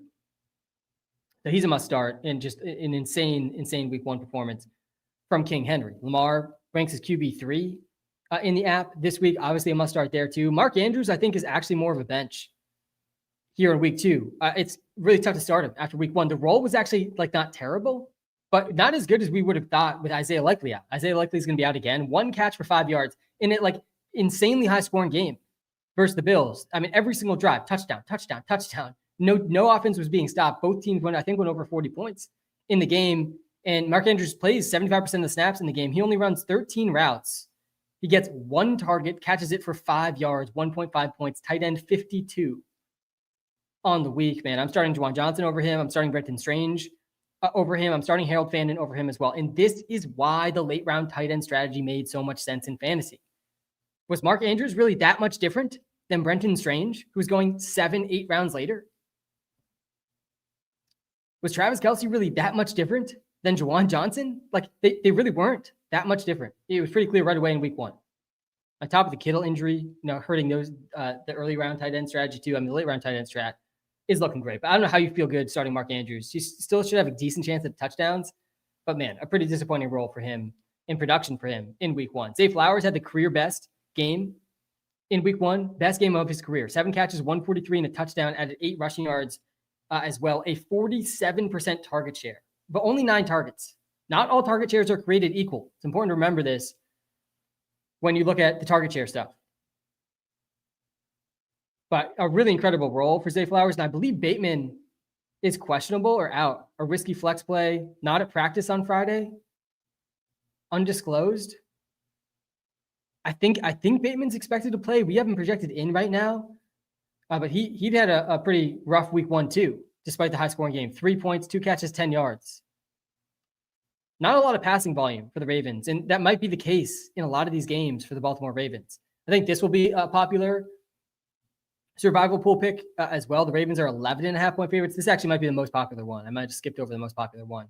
Talking about the Rams. If you want to play it safe in the survivor pools, I'm okay going with the Ravens. Hard to see a world where they lose against the Browns. But again, I think we're going to see some really consolidated survivor pool picks this week, and I feel pretty good about the Rams. And I kind of want to save the Ravens for later in the season with my survivor pools. So Zay Flowers definitely startable here in week 1, but I don't think he's a must start. The Browns secondary looked pretty good in week 1. They played the Bengals, if I recall, who had -1 yards in the second half. Yeah. Both Jamar Chase and T. Higgins went under 7 points last week. So Zay Flowers not a must start. Honestly, probably more in the must bench than must start category. I think I have the wide receiver rankings up now. Let me pull up the wide receiver rankings again. A lot of wide receivers I would start over Zay. On the Browns side of this game, actually like a lot of exciting players, especially the tight ends here for the Browns. David Njoku, I would start over Harold Fannin. We're going to get so many tight end start sits on this live. I've been preparing for them all morning. I'm ready for them. I am ready for the tight end start sits, man. And I'm excited about Harold Fannin. And I think the thing to understand, let me pull up the tight end ranks, see someone asking for that. As I talk through this team, that makes a lot of sense. I'm excited for Harold Fannin.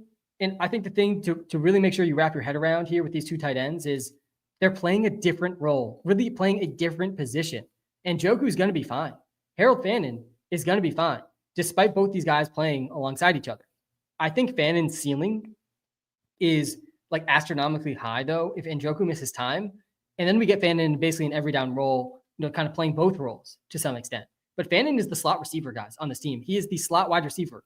31% of his snaps from the slot in week 1. He was playing in the backfield in week 1. I don't know how much we're going to see that with Quinshaw Judkins back in the lineup, we're going to talk about in a second. But Harold Fannin, really being used as a chess piece. He was tight end 4 in air yards. The only tight ends with more air yards than him, Hunter Henry, Juwan Johnson, and Brock Bowers. End of list. And this was on like pretty safe volume too. 21.4% target share. He was top 10 in basically every metric that you'd care about. 2.4 yards per out run for the rookie. And if you don't remember, we actually don't. It doesn't look like we have the write up here in the app anymore for Harold Fannin's rookie write up. No player, not tight end, no player in college football had more receiving yards than Harold Fannin last year. He had more than Tet McMillan. He had more than Nemeka Egbuka. It was Harold Fannin. He was playing at Bowling Green, a bad school. But even in the games against Penn State, even in the games against these top teams, Harold Fannin going over 100 receiving yards, despite every defense keying in on him in college. And this was a pretty exciting prospect. And he's extremely young, guys. This guy just barely can legally drink, 21.2 years old. Arrow's pointing way up in Dynasty for Fannin, and he's startable here in week 2 for sure. I still would start Njoku over him, though, and I still think Njoku is like basically a must start here in week 2. Jerry Jeudy, definitely not a bad start. He honestly projects higher than I feel like off the gut. When I looked at our rankings for the week, Jeudy just felt high to me. But he led the NFL in routes in week 1. Him and Cedric Tillman both led the NFL in routes. They're playing the Ravens. They're probably going to lead this week in routes again. I mean, they're going to be losing in this game. They're 11.5-point underdogs. 19% target share for Jerry Jeudy, but 8 targets. Who were we just looking at? Was it Zay Flowers? I think it was Zay Flowers, right? He had like a 38% target share or something. 9 targets. Jeudy, 19% target share, 8 targets. This is what I'm saying. Where not all target shares are created equal. He's out there every single snap. Going to be in a really pass-heavy game environment here. He went 5 for 66 in week 1 versus the Bengals. But yeah, really, really good matchup. We just saw Keon Coleman and the Bills just smash this Ravens defense. Should be a ton of pass volume here to go as well. And that makes Cedric Tillman a pretty interesting sleeper as well. I think if I were to change my DraftKings lineup at all, I don't think this is the one I put in, but I would probably put Cedric Tillman in the flex to upgrade into Tyreek Hill in another spot in the lineup. Tillman definitely an interesting sleeper here this week. Dylan Sampson, definitely has to be mentioned, at least on the live as well. I assume we're going to get some Dylan Sampson start sit questions.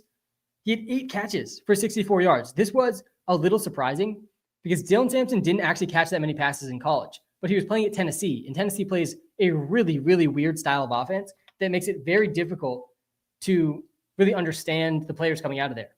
His college target share ranked in the 57th percentile, so it wasn't awful, but Tennessee just doesn't throw the running backs a lot. They don't have their running backs running a ton of routes. And it was pretty clear in week 1, like right away, what the role is going to be for Dylan Sampson. You got to be really excited if you have Sampson in Dynasty or season long right now.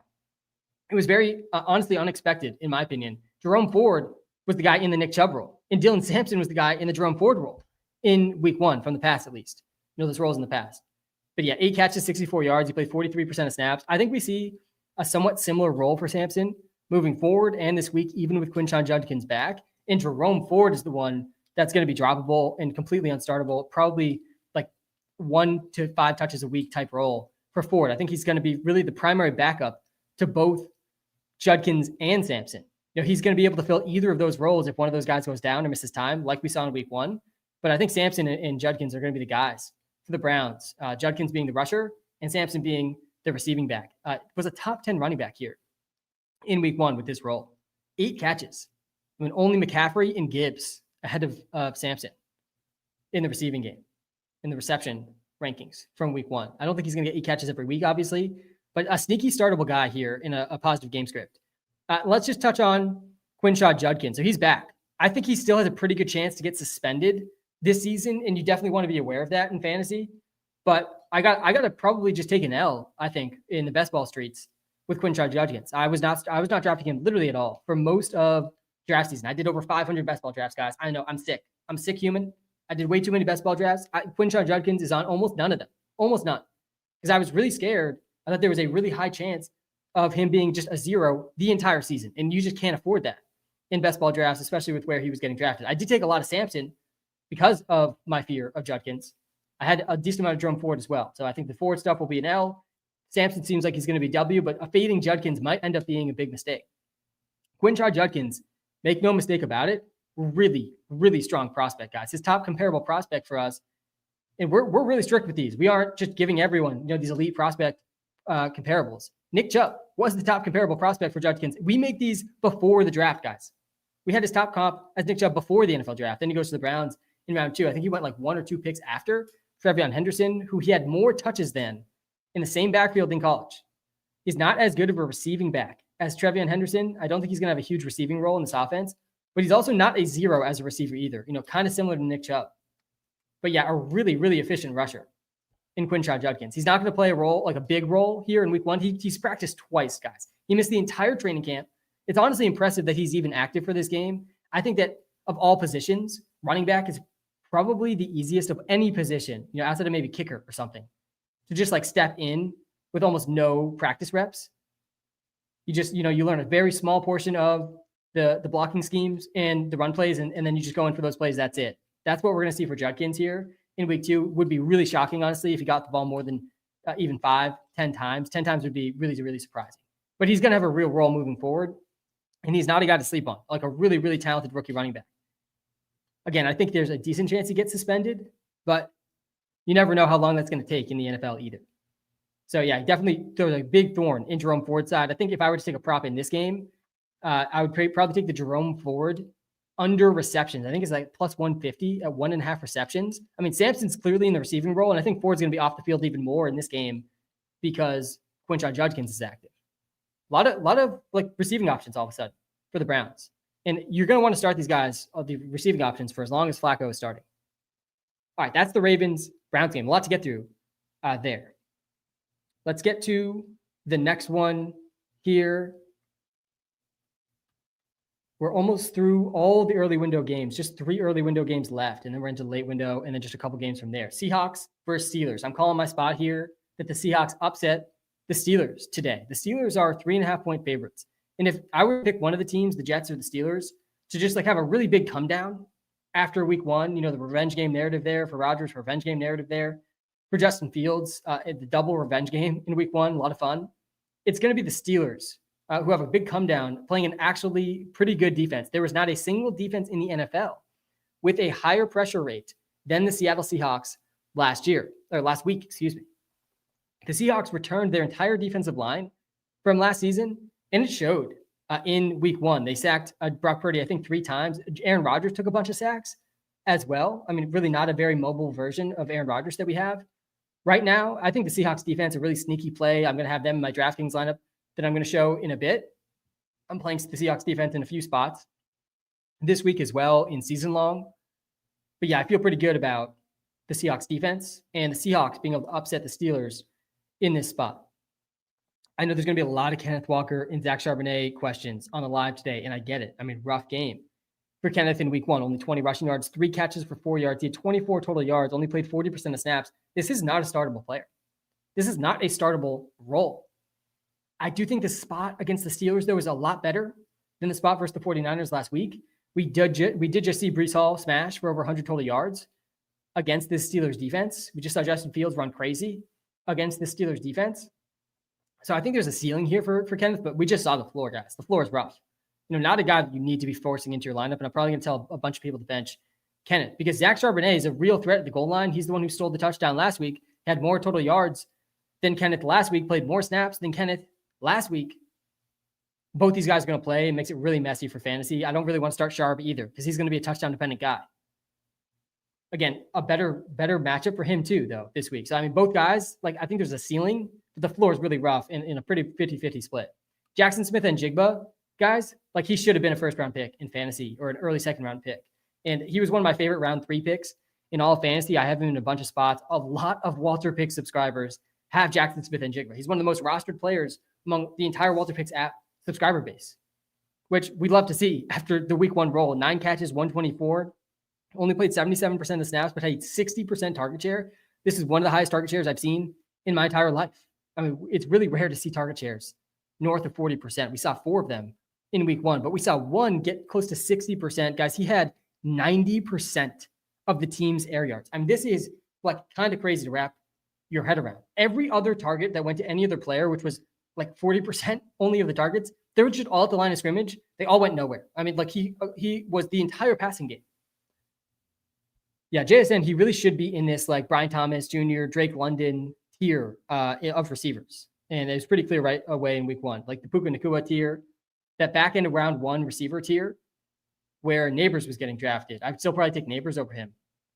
Where Puka Nacua, Brian Thomas Jr., Drake London, all these guys, Amon-Ra St. Brown, getting JSN just is in that tier already. And it didn't take any time, really, with DK Metcalf and Tyler Lockett for that to be really, really clear. I think I like the spot for him against the Steelers here, too. The Steelers are without, I believe, their top corner in this game, too. That's great news for JSN. An absolute must start top 12 wide receiver here in week 2. No one else in this team is really startable. Cooper Kupp, I fear, might be toast. He was on the do not draft list this heading into the season. 2 catches, 15 yards. Did play almost every snap. Maybe we see a couple real games from him since there's not really a second receiver on this team. But man, tough to be excited about him. And then on the Steelers side, I mean, this offense definitely surprised me in week 1. 4 passing touchdowns for Aaron Rodgers. I did talk a lot about how I thought Rodgers was being a little bit underrated heading into the season, considering he was 41 years old last season, guys. 41 years old, coming off a torn Achilles, and he actually looked pretty good down the stretch of last season, if you factor all that in. And we kind of saw it in week 1, revenge game, considering, again, I think this defense is going to be a lot tougher, going to be a lot more pressure on Rodgers, who did take, I think it was 4 sacks. To me, the floor for Rodgers this week is 4 sacks. I don't think you can start Aaron Rodgers, despite the exciting game last week. I really don't even think he's really worth adding. I think DK Metcalf, though, was a pretty encouraging role for him in week 1. Finished with 12.3 points, 24% target share. It was kind of a weird role where he didn't have almost any air yards. He only had 28 air yards on 7 targets. A lot of schemed touches where they're just getting the ball out to him quick. But I think we will see him get some targets down the field. And the fact that they're scheming him touches at all, I think is a really encouraging sign. And he was great after the catch as well. 68 yards after the catch for DK Metcalf. Only Zay Flowers had more in week 1. Not a single other receiver had over 50 yards after the catch in week 1. DK Metcalf was creating after the catch when they were getting the ball to him quick. So no reason to think they're going to stop doing that for him. I think we're going to see some bigger air yard days too from DK Metcalf. He's a pretty solid start, I would say, in this spot for Seattle. Ranks as wide receiver 24. Switch over to the running back ranks here. I mean, the Steelers running backs are definitely not ones to feel great about in fantasy. And I mean, RIP to Caleb Johnson in fantasy football. I mean, we're going to have to be so patient with Caleb Johnson in fantasy. It's going to be tough. He's going to take up a roster slot all season, and he literally might just be a zero all year. Jaylen Warren, he got that extension before the season started, and they're talking up Kenneth Gainwell, after the game, how much they like him. Both these guys are going to easily beat Caleb Johnson, who he had negative fantasy points. He had 1 carry, I think, 2 snaps, 1 carry, negative 2 yards for Caleb Johnson. I mean, really, really rough, man. He's absolutely unstartable, and you could drop him. I think he's still the most exciting, high upside running back on this team, but it's tough to see a path to a role for him unless there's injuries or he just sort of wins it like deep into the season. It's going to have to be a really patient thing with Caleb Johnson. And if you're in a shallow, if you're in a shallow league with not many bench spots, I'm okay dropping Caleb Johnson. Jaylen Warren and Kenneth Gainwell both project as top 35 running backs. Don't really feel great about either of them. We did see the Seahawks did allow a lot of points to running backs in week 1, but that's because they played McCaffrey. And McCaffrey had 9 catches and they didn't allow a touchdown last week. But Jaylen Warren, Kenneth Gainwell, they could combine for 9 catches in this game. It wouldn't be that surprising, especially with the pressure that the Seahawks defense generates. Calvin Austin also had a really good game in week 1, outproduced DK Metcalf, had 4 for 70 and a touchdown, played 80% of the snaps. He's clearly the wide receiver 2 on this team. Not a guy I really feel great starting, but definitely a notable role. 60% of the air yards too for Calvin Austin in that week 1 spot. I'm taking the Seahawks here though. The Steelers are 3.5 point favorites. I think the Seahawks are the better team in this matchup and definitely the better defense as well. All right, on to the next game. If you guys are just tuning into the YouTube live, by the way, guys, smash the like button, hit the subscribe button. We are just getting started on this live stream. We're going game by game. We've already gone through almost every single game. We're almost done with every single game by game breakdown. We're about to hit the late window, heading into this Panthers Cardinals game next. I'm giving my favorite player prop in every single game. I got the official player prop coming up in mere minutes, which you can't find in the Walter Picks app, though you can find a ton of very, very high value player props that we already wrote up and sent to the Discord. If you're a Walter Picks subscriber, which you can get a 7-day free trial access to right now.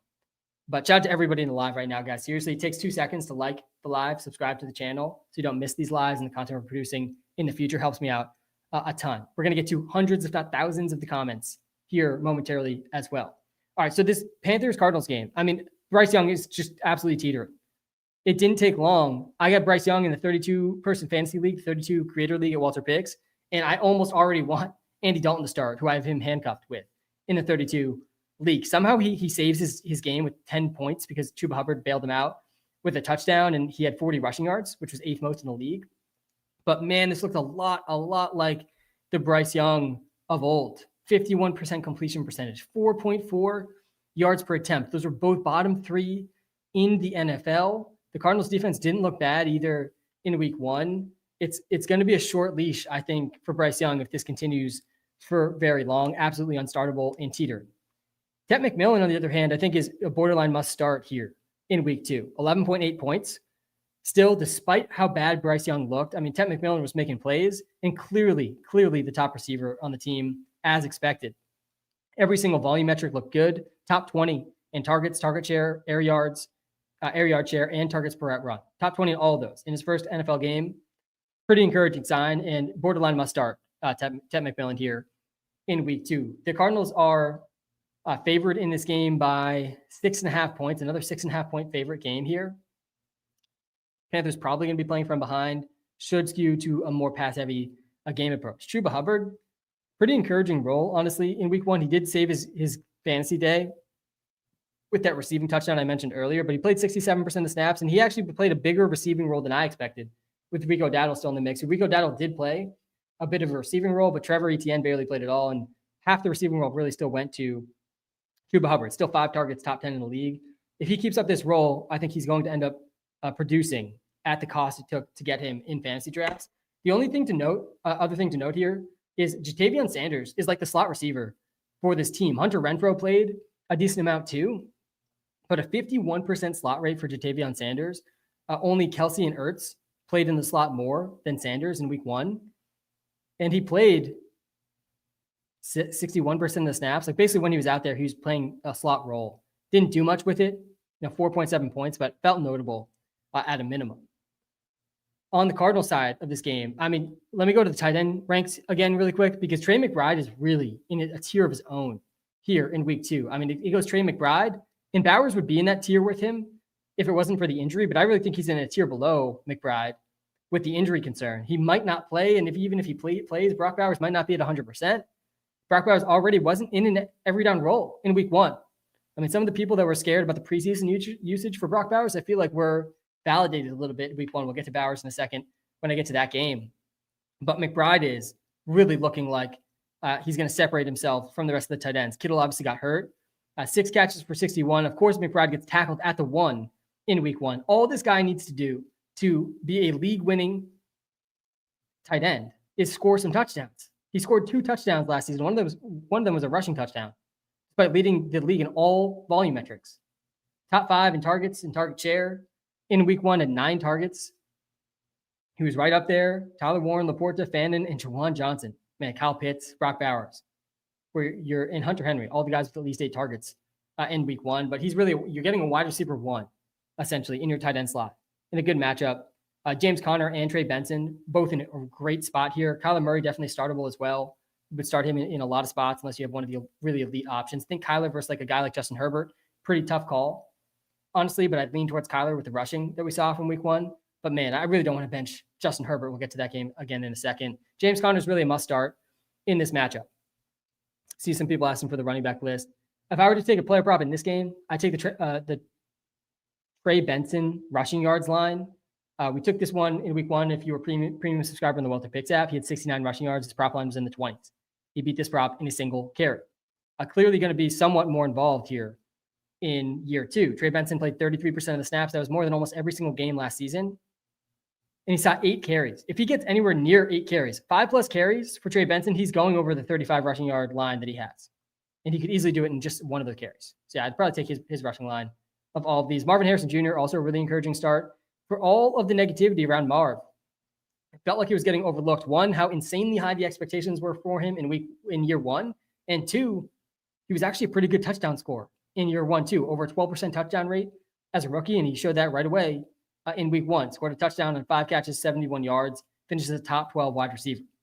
A really strong start, I think, in fantasy right now. We have him ranked as a wide receiver 26, expecting some Marv start-sit questions here later in the live. And I do think that the Bryce Young struggles continue. The Cardinals win this one pretty easily. Not a terrible survivor pool pick, but again, I'm riding with the Rams in kind of a sneaky survivor pool pick there with the Rams. All right, on to the next game. The Broncos and the Colts. Last early window game. We have like 8 early window games and only 3 late window games today on our TV screens in just a couple of hours. Man, it's the best day of the week. I am pumped. We got the Broncos up against the Colts. Bo Nix is going to be in a lot of start-sit questions today. Really a disappointing week 1 from Bo Nix. Only 8.8 points, had 176 passing yards and a passing touchdown, only 18 rushing yards.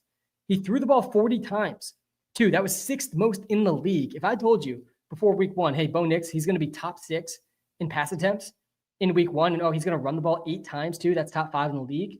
I mean, we would have been smashing Bo Nix in DFS. We would have been absolutely locking him into starting lineups. Finishes with 8.8 points despite the volume. He throws 2 interceptions and has a fumble, only sacked once. Really rough start. And I think this is a good sign, by the way, for the Titans defense. Titans defense looking very, very strong here heading into week 2. Still think the Rams take that one, but you got to give some respect at least to the Titans defense.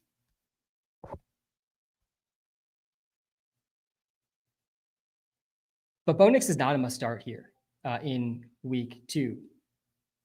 Tua struggled, obviously, against this against this Colts defense. I don't think the Colts defense is like that scary. They're dealing with some injuries as well, but they're not a must start. And there's a lot of QBs I would start over Bo Nix. And I think like a lot of times it might sound harsh to say that Bo Nix is a must bench, but if there's guys that I like more than him I'm gonna say he's a must bench. If there's easily acquirable guys, even on the waiver wire, that I like more than Bo Nix, then yeah, he is a must bench. Like I would start Penix and Trevor Lawrence over Bo Nix, and both those guys are available in probably over 50% of leagues still. So yeah, I'm fine starting both those guys over Bo Nix. I don't think I would drop Bo Nix to get those guys though. If you have a shallow bench, then it's fine to start Bo Nix. Still projects almost as a top 12 QB left here this week. J.K. Dobbins is a fine start. He scored a rushing touchdown in week 1. Had a pretty good role. Clearly the lead back. 16 carries plus 2 targets for J.K. Dobbins. RJ Harvey's definitely in the must bench category, though. I actually don't think I put him on the must bench list on the TikTok live, but I don't know how you start RJ Harvey after Tyler. I think it's Bidet. I really want to call him Batty. We're going to call him Batty, even though I'm openly, I know it's Bidet. It's Tyler Bidet. But yeah, Tyler Batty, like seeing him in the top of this target share list is sickening. I don't know how you look at this target share list as a fantasy football person and don't feel just a little sick to your stomach to see where Tyler Batty is on this list. They spend a 3rd round pick. I think it was a 3rd round pick on RJ Harvey, like an early 3rd round pick on RJ Harvey. Was it 2nd round? 2nd round pick. It was a late 2nd round pick on RJ Harvey. RJ Harvey, who had 75th percentile college receiving production, 75th percentile historical college receiving production for RJ Harvey, 96th percentile speed and elite elusiveness with RJ Harvey, which we saw in week 1. But no, we're gonna throw the ball 16% of the targets to Tyler Batty. Man, I mean, just rough for fantasy. And we see this stuff from Sean Payton offenses all the time. He only played 18% of the snaps, ran 10 routes, had 6 targets on his 10 routes. 60% of his routes he got a target on. That was by far the highest targets per route run in the league. But yeah, this just really is a hit to Dobbins and Harvey, but especially Harvey, who looked good when he was out there. He had, I think, a 60-yard run in this game. Only had 6 carries, only 1 target, didn't catch, or he did catch his 1 target, only -1 yards on that catch. But yeah, really, really tough to start RJ Harvey right now. He's clearly behind Dobbins in the run game, and he's pretty clearly behind Batty in the receiving game. Until something changes there, I don't know how we start RJ Harvey. I still think the ceiling here is really high. And we saw the ceiling flash in week 1. It's just the role is not there. And we got to be honest with ourselves. Sean Payton is not giving RJ Harvey a fantasy promising role. So he's a bench. Sutton looked great in week 1. Definitely feel fine starting him. I'm not starting Evan Ingram. He was on the do not draft list too. He got hurt in week 1. I think it was a hamstring, but definitely tough to trust. I think it was a calf injury for Ingram. He is off the injury report. He's going to play. But yeah, I don't know how you trust Evan Ingram. Never been a good touchdown scorer. Always has relied on just massive volume for fantasy. Hard to see him getting massive volume. I'm starting Juwan Johnson over him very easily. Brenton Strange very easily. Harold Fannin very easily. Hunter Henry, I start over him very easily. Jake Ferguson, I'd even start over him. I'd start almost every tight end you're going to ask about with Evan Ingram. Bench Evan Ingram this week. Which was not a good pick in fantasy. Hopefully you listen to the do not draft list and you don't have him. The Broncos defense is legit, by the way. Definitely a very good start here. On the Colts side of the ball, the Broncos probably have the best defense in the league again. And it seems like Pat Surtain's very much in form. That's bad news for Michael Pittman Jr. You cannot start Michael Pittman Jr. this week. We're going to go through this every single week with Pat Surtain. Like, you just can't start the guy going up against him, especially if it's not one of the elite receivers. Like maybe Jamar Chase, maybe Brian Thomas Jr., maybe Malik Neighbors. These guys, you still kind of have to start when they're going up against Pat Surtain, but no, not Michael Pittman Jr. Even though he played great in week 1, 20 points, he was wide receiver 8 on the week, 6 catches, 80 yards, looked like a favorite for Daniel Jones, 28% target share. I think that was actually still behind Tyler Warren. Yeah, 31% target share for Tyler Warren in his first game. He's going to absolutely smash this season. And Tyler Warren's like a must start really this week. Ranks as tight end 6. And I think him versus Njoku is a tough one. But with Pittman getting locked down on the outside, Tyler Warren really might again lead this team in target share. We already saw it happen in week 1. Really tough to find a tight end that you can confidently say is going to lead their team in target share heading into a game, never mind a rookie tight end. Yeah, Tyler Warren, definitely a good start here in week 2. Jonathan Taylor's role, I think, is like flying under the radar a little bit after week 1. Jonathan Taylor could be the running back 1 overall in fantasy this year, guys, especially if Daniel Jones plays the whole season and is stealing less of the rushing touchdowns. I know Daniel Jones did score, I think, 2 rushing touchdowns in week 1. But guys, Jonathan Taylor did not come off the field until the 4th quarter when the game was over. Like, Jonathan Taylor might be in the best role in the NFL, like a true 100% snap share type role. DJ Giddens literally only played when the game was over in the 4th quarter. He ran 26 routes. That was the 4th most in the league at running back. Jonathan Taylor. Like, look at this list, guys. Look where Jonathan Taylor is on this list if you're watching live on YouTube. In terms of routes run. In week 1, it went Bijan by a lot. Alvin Kamara, Gibbs, JT matches Jahmyr Gibbs in routes. Only 2 routes less than Alvin Kamara. I mean, 2 routes more than Christian McCaffrey. Jonathan Taylor is in an elite role right now. His route participation was 1st in the league. No running back ran a route on a higher percentage of their team's pass plays than Jonathan Taylor. And now you have a spot against this elite Bronco secondary that's going to lock down the outside receivers. I mean, JT's receiving role looks great. Obviously, the rushing role is going to be strong. They did shut down Tony Pollard last week. He only had 1 catch for 29 yards on that catch, 62 total yards for the Titans running backs. But still, in a tough matchup, JT projects as a top 10 running back. And like, again, I think he's like towards the end of that running back tier list where he really could finish like as the running back 1 in fantasy in this type of role. And I'm benching Daniel Jones. I don't think I said that explicitly, but yeah, no thank you to Daniel Jones. He's going from a matchup against a really weak Dolphins defense to a really, really strong Broncos defense. Definitely both him and Aaron Rodgers not trying to chase week 1's points with those guys. If I was to take a player prop in this one, probably be Tyler Warren's receiving yards line. I think it's at 42.5. It's crept up a decent bit. I don't hate Jonathan Taylor's receiving lines either, though, receptions and yards. Again, I'll give my official free player prop of the day once I get through all the games. All right, we're almost through them. Shout out to everyone in the live right now, by the way, guys. Smash the like button. Hit the subscribe button. It's the best day of the week, and we are still just getting started. On to the late window games. We only 5 games left. 4 games left, actually. So I think that was actually the first late window game. 2 more late window games, then 2 primetime games, and then we're out of here. Actually, I think the Panthers Cardinals was late window. Broncos Colts was late window. This is the last late window game. Then we're on to the Falcons Vikings, which is the night game tonight. They gave us 2 Monday night games. I mean, please, Roger Goodell, NFL, I know you're listening. Can we stop the 10 p.m. Eastern Monday night games? I mean, we gotta sleep. Is absolutely. Does anyone like the double Monday night games? I haven't heard a single person, not a single. Let me know in the chat, guys. I know I'm gonna get to the start sits. Does anyone like the double Monday night games? I mean, it's brutal, man. It's brutal stuff. Brutal stuff. But we got a Super Bowl rematch here between the Eagles and the Chiefs, and I think same matchup, same result. I do think the Eagles take care of business here against the Chiefs. I saw a stat this morning. I think it might have been Schefter that sent it out. Mahomes has never lost 3 consecutive games in a row ever for the Chiefs. He lost the Super Bowl. He lost week 1, and he's projected to lose here in week 2. I think this might be the first time the Chiefs lose 3 straight. The Eagles are 1.5 point favorites in Kansas City in this one. But yeah, for all the reasons I took the Eagles in the Super Bowl, all the reasons I'm going to take them in this game too. I would not sleep on Devontae Smith or AJ Brown. I know AJ Brown and Devontae, they're a little bit low, honestly, in our rankings. There's a lot of receivers to like this week. There's no Dallas Goedert, though, in this matchup.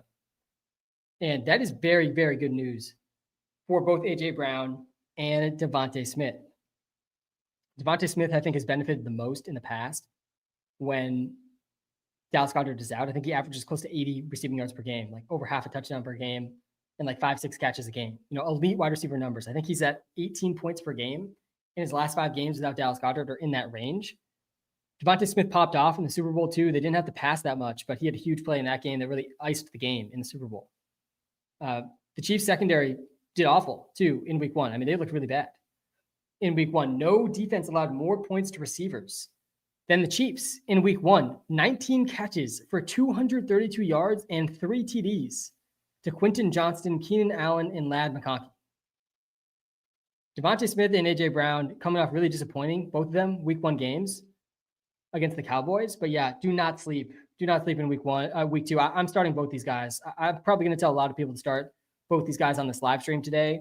I think both of them are really, really good options.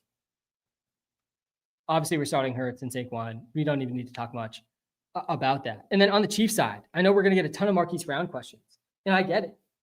I think there is a fair and open question of do we need to start Marquise Brown? In some ways, he had the best role of any player in week 1.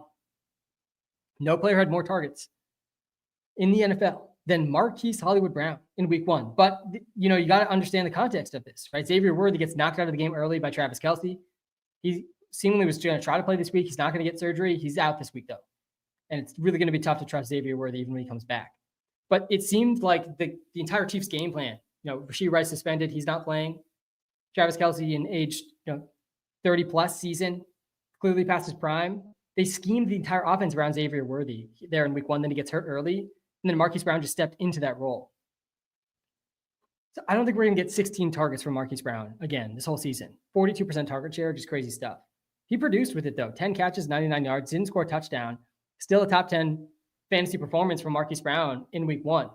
He's not a bad start here, but it is a more difficult matchup for him against the Eagles than the Chargers. The Eagles did just shut down George Pickens. There was a couple big defensive penalties, if you guys remember, in that opening game that almost had a bigger game for George Pickens. CeeDee Lamb did pop off, but plays a much different role than Marquise Brown. All that to say, I think Marquise Brown is startable. He's not a must start, in my opinion. He was a must add. I do think he was a must add, not a must start. Really depends who you're starting him over. There's obviously two sides to every start sit decision. That's why we're going to get to tons of the start sits here coming up momentarily.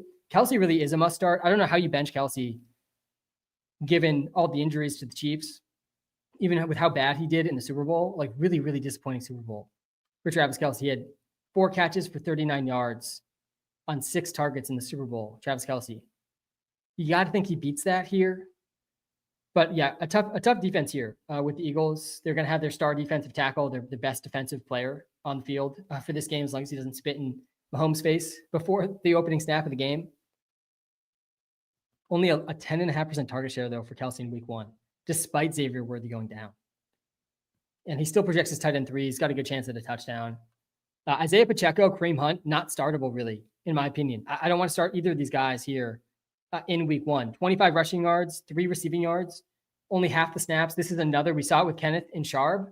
This is like a worse version of Kenneth Walker and Zach Charbonnet, because Kenneth Walker and Zach Charbonnet at least have, I think, more talent and a higher ceiling than both these guys. Pacheco and Hunt in a clear 50-50 split. Kareem Hunt, I think, stole the touchdown in week 1. He actually didn't score, but stole some of the receiving work. I think he got some of the goal line work as well. I can go to the red zone column. No, he didn't get any red zone work. Did Pacheco get any red zone carries last week? Yeah, he had 1 carry in the red zone. Yeah, both these guys, their floor, we just saw their floor. They're both their floors are under 5 points. Both guys went under 5 points last week. If they don't score, they're probably going under 5 fantasy points. Not guys I want to start. Pacheco was on the do not draft list this year as well, and that one is looking pretty good to start the season. We already talked about the Eagles side of the game. I'm taking the Eagles, by the way, in this one. And if I would take any player prop in this one, it would be the Devontae Smith receiving yards lines. All right, I see a lot of tough start sits in the comments. I promise we're going to get to them. We have just 3 games left, and then we're going to answer so many start sits. We're going to have Avery joining the live here soon as well.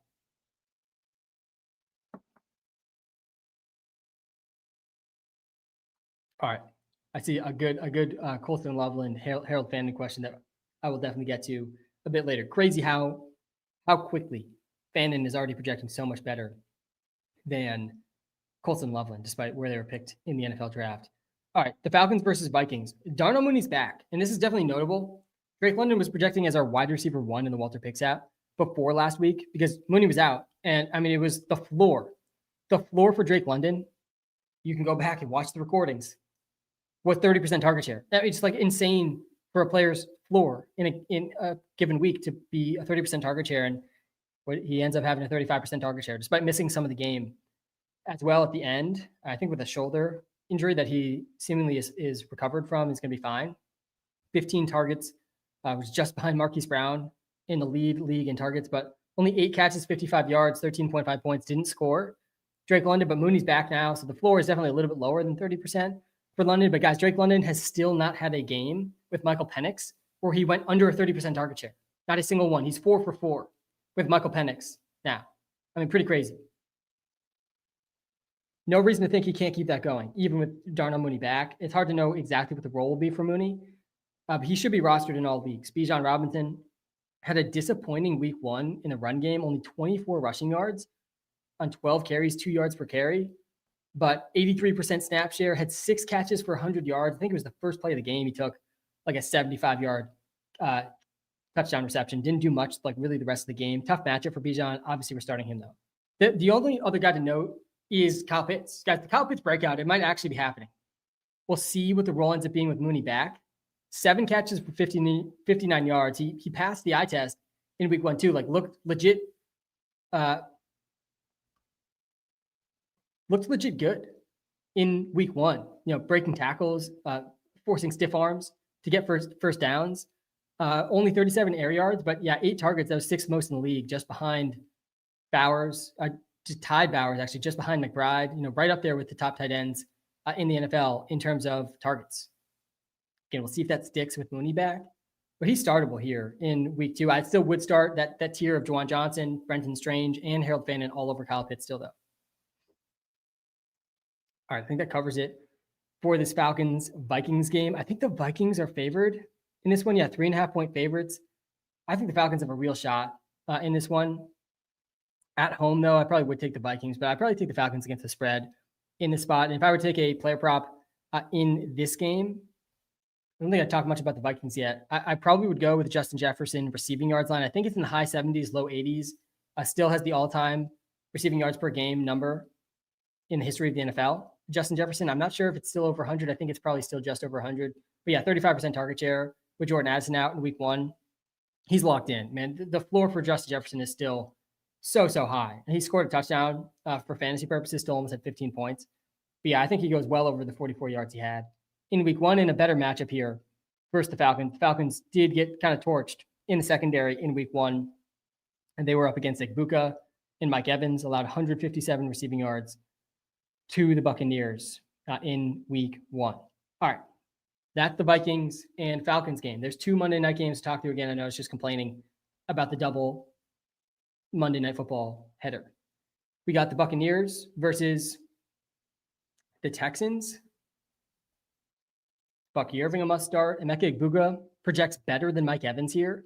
Stingley is probably going to be matched up. That the best corner for the Texans is probably going to be shadowing Mike Evans, and that's going to leave Emeka Egbuka in a really, really good spot. This is part of the reason for the projection here, and this is exactly what played out in week 1 against the Texans.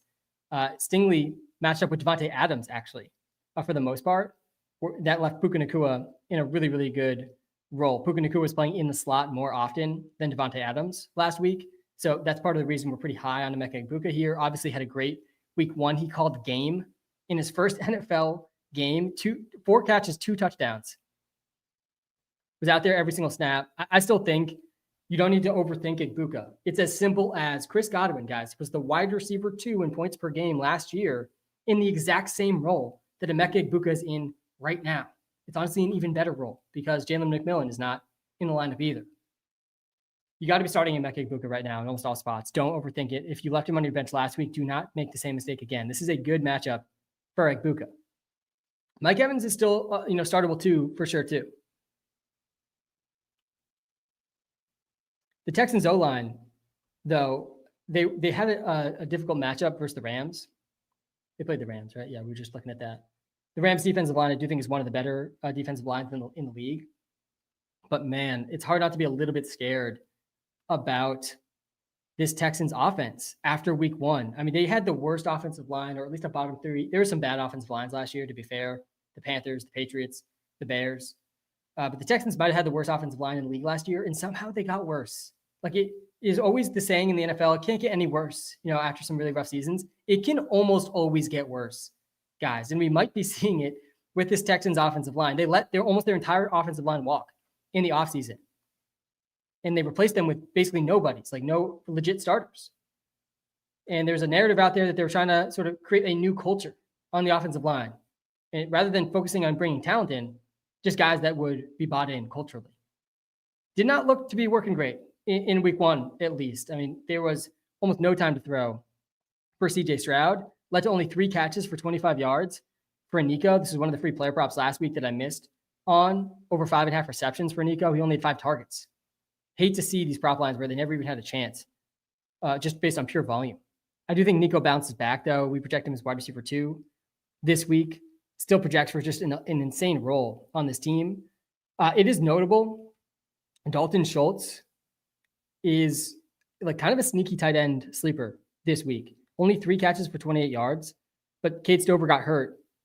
And I think these tight ends combined for like over 30% of the targets in week 1. So Schultz could be like kind of sneakily in a role, especially with Christian Kirk out of the lineup. Nick Chubb is startable, but not a must start. Not a guy I really want to start. The Bucs did get kind of crushed by running backs in week 1. They played Bijan though. And like they actually held him to like almost no rushing yards. 24 rushing yards, 2 yards per carry for Bijan. What's the yards per carry going to be for Nick Chubb with an awful offensive line? I was pretty impressed by Chubb, honestly, a little surprised by his week 1 efficiency, 4.6 yards per carry for Chubb. And that wasn't just by one big long run. But yeah, I'd prefer to bench him here in week 2 against the Bucs defense that kind of stifled Bijan in the run game. I'm taking the Buccaneers, by the way, in this spot. I think the Texans are 2.5-point favorites at home. A bit surprising to me. I think the Buccaneers are clearly the better team here. All right, on to the final game, which is the Raiders-Chargers game that we're going to get to, the DraftKings lineup. We're going to get to the free player prop of the day, and then so many start sit questions, all the comments, I promise. So Brock Bowers, he gets hurt week 1. But before he got hurt, guys, he was not playing every snap. For some reason, the Raiders have decided that the best thing for their football team is not to have Brock Bowers out there literally every single snap. It does not make any sense. It is absolutely and definitively just a suboptimal decision for the team. But this is what they've decided. They're going to play Michael Mayer in some type of rotational role. They're both going to be on the field at times. 85% snap percentage as a rookie. He played 51% of the snaps in week 1. And again, this is not just the injury. Like he was not out there every single snap before the injury. Still though, 24% target share, 103 yards, led all tight ends in yards, finishes tight end 3. So if Bowers is playing, just despite him not playing every snap, which again makes absolutely no sense as an optimal decision for the Raiders trying to win games. But despite that, Bowers is going to be a locked-in must-start top 2 tight end every single week. I think he's kind of clearly in a tier below Trey McBride, though, for this week, because he is questionable. The latest report, and this is tough because he's playing at 10 p.m. Eastern on a Monday night. I mean, just brutal for fantasy. Sorry, I still have the previous game up. But it sounds like Brock Bowers is going to play. He's officially listed as questionable. He didn't practice on Thursday or Friday, but he was on the field for Saturday for a limited practice. Head coach Pete Carroll expects him to be out there. Pete Carroll is notoriously overly optimistic with injuries. There's a real risk Brock Bowers does not play this week. And even if he plays, there's a real risk that Brock Bowers is not at 100%. So for all you squirmy Brock Bowers people out there asking Brock Bowers starts this, I feel you, man. It's a squirmy, tough situation with Brock Bowers. If you have him, though, and he's expected to play, you kind of have to hold out hope. If you want to play it safe and go Jawan Johnson, Brenton Strange, Harold Fannin types, I wouldn't knock you. I think it's the safe move given the circumstance and when this game is going to be played. If you can just pick up Michael Mayer as a backup option instead and then have him play if Brock Bowers is out, that's fine. And I think you do just have to kind of eat the risk of Brock Bowers not having as big of a role playing through an injury. I think you just got to eat that risk and still start. So yeah, that's how I'm playing the Brock Bowers situation. But yeah, I think McBride is really in a tier of his own because of how Brock Bowers' injury stuff on Monday night is shaping up. Ashton Genty, I know Seth, our Steelers creator, the No BS fantasy creator on the Walter Picks team, he's pretty anti-Ashton Genty this week. I think he's got somewhat of a case. But I don't know how you bench a running back with the type of profile that Genty has, who played the second highest snap percentage in the league. Only Tony Pollard played more than him. He played a higher snap percentage than Bijan, Jacobs, Saquon, Swift, Kyren. Like he's in a huge role on this team. Didn't produce much in week 1 against the Pats, 38 rushing yards, only 2 catches for 2 yards. He did score a touchdown, though. He's got about as high of touchdown odds as you can find in this insane role where he's not coming off the field. He's a good goal line back, too. So you kind of have to start Genty. I don't think you can bench Genty. I get the fear with him with how week 1 shaped out. Only 12 points, saved by a touchdown, really. Like he could end up being somewhat touchdown dependent, but he's not coming off the field. You kind of have to start Genty. The running backs I would start over Genty. I just saw Breece Hall versus Genty. I'm starting Breece over Genty, yeah. I start Breece over Genty. Let me pull up the running back ranks here again on the YouTube Live. I know I haven't had those up. Pull the running back ranks up on the TikTok Live as well. I'm starting Kyren, Jonathan Taylor, Breece Hall, Bucky, Achane, Bijan, Gibbs, Chase Brown, Saquon, Derrick Henry, McCaffrey over Genty. End of list. Genty versus Tony Pollard. I'm going Genty. Genty versus Amir in Hampton. I think you go Genty. Genty versus James Cook, Javonte Williams, James Conner. I think you go Genty there too. None of those guys are going to have a higher snap percentage than Genty. They all could be more efficient. But yeah, I'm willing to play the role and the profile for Genty, even in a tough spot versus the Chargers, who were a good defense versus running backs in week 1. Against the Steelers, 41 rushing yards, 4 catches, 9.4 total points allowed to the Chiefs running backs.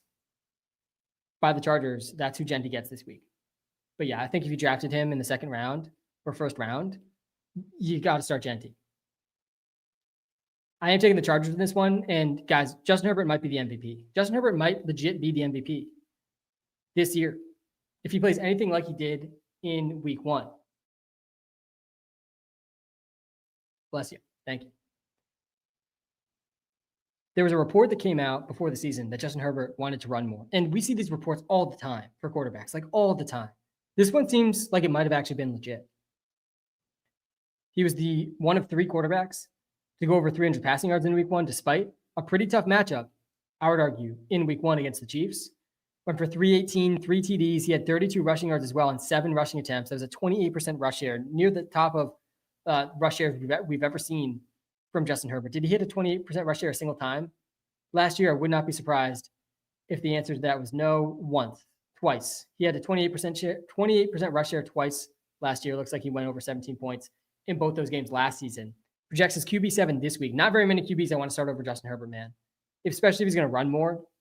How good he looked as a passer in this game. Not a terrible matchup here versus the Raiders either. Justin Herbert's looking like a really, really good late round QB pick. Was top 5 in yards per attempt, air yards per attempt, completion percentage, top 5 in passing yards and passing touchdowns there in week 1, and had 7 carries. Ladd McConkey is not a guy that you should be panicking about. He had 13.4 points in week 1. He was outproduced by Quentin Johnson and Keenan Allen, who both scored the touchdowns. I'm not scared about Ladd, though, at all. Definitely a must start here in week 2 against the Raiders. Marion Hampton had a pretty good role as well. He only had 8 fantasy points, but he played 80% of snaps and ran a route on over half the dropbacks. I think there's still a bit of an unknown about like how big the Najee role will really grow to. He didn't practice almost at all, like the whole training camp. So to me, Najee's role will probably grow from what it was. He had 5 rushing yards, 1 catch. He played like about 20% of the snaps. Like I wouldn't be shocked if this rises to like 30, 40% range even. We got to see where this shakes out, but the week 1 role for Hampton was really, really strong. He's definitely a must start here in week 2. Keenan Allen is a good start. I would start him over Quentin Johnston, who had a huge week 1. I don't think anyone's really going to be like rushing to start Quentin Johnston, but he was the wide receiver 3 in week 1, man. 2 TDs. But yeah, Keenan Allen's going to play a huge role in this team. 29% target share. He had the 9th most targets in the league, scored a touchdown as well. He's definitely a pretty solid start as well.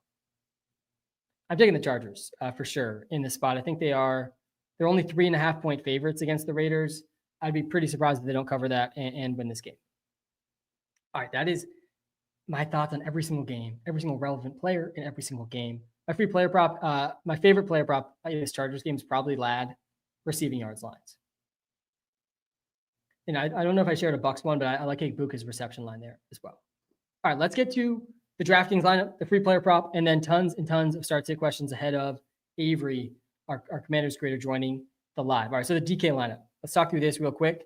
We did cash with the DraftKings lineup last week, and I'm going with the Bengals bounce back stack this week. Joe Burrow stacked with Jamar Chase and D. Higgins. There's so much value on DraftKings this week. I mean, it's crazy to me that I can play this lineup in a tournament. So we got Joe Burrow stacked with T. Higgins and Jamar Chase with a bring back and Brian Thomas Jr. I think all 3 of these receivers are due for massive bounce backs here in week 2. Brian Thomas Jr., he only had 9 points in week 1, but he scored a rushing touchdown. He only had 1 catch in week 1. Like would have been one of his worst, if not his worst fantasy days of his career had he not scored that rushing touchdown. But still a 24% target share. Travis Hunter supposedly going to play more on the defensive side of the ball this week. That should only help Brian Thomas Jr.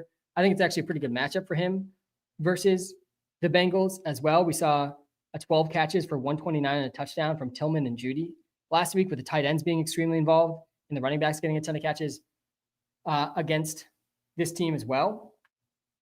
So I like the Burrow Jamar T stack. The other reason I like this stack a lot, I think if you're not going to do this stack, I think consider the Cowboys stack as well. There's certain stacks out there that are so much more correlated than others. Like this one is definitely up there. Jamar Chase and T. Higgins both project as top 10 wide receivers this week. If that projection ends up coming true, Joe Burrow is going to be, if Joe Burrow ends up being a top 5 QB this week and the concentration of targets is as projected, where like more than 50% of the targets are going to T and Jamar Chase, I mean, it's just an extremely, extremely correlated bet here, which you want in the DraftKings tournaments. I'm playing Breece Hall against the Bills, who were barely even able to touch Derrick Henry on multiple big runs. Last week, Breece Hall looked like by far the best running back for the Jets in week 1. The Bills are also without their starting defensive tackle in this spot, so I do really like them as well. I do really like Breece Hall and the whole Jets offense for that reason as well.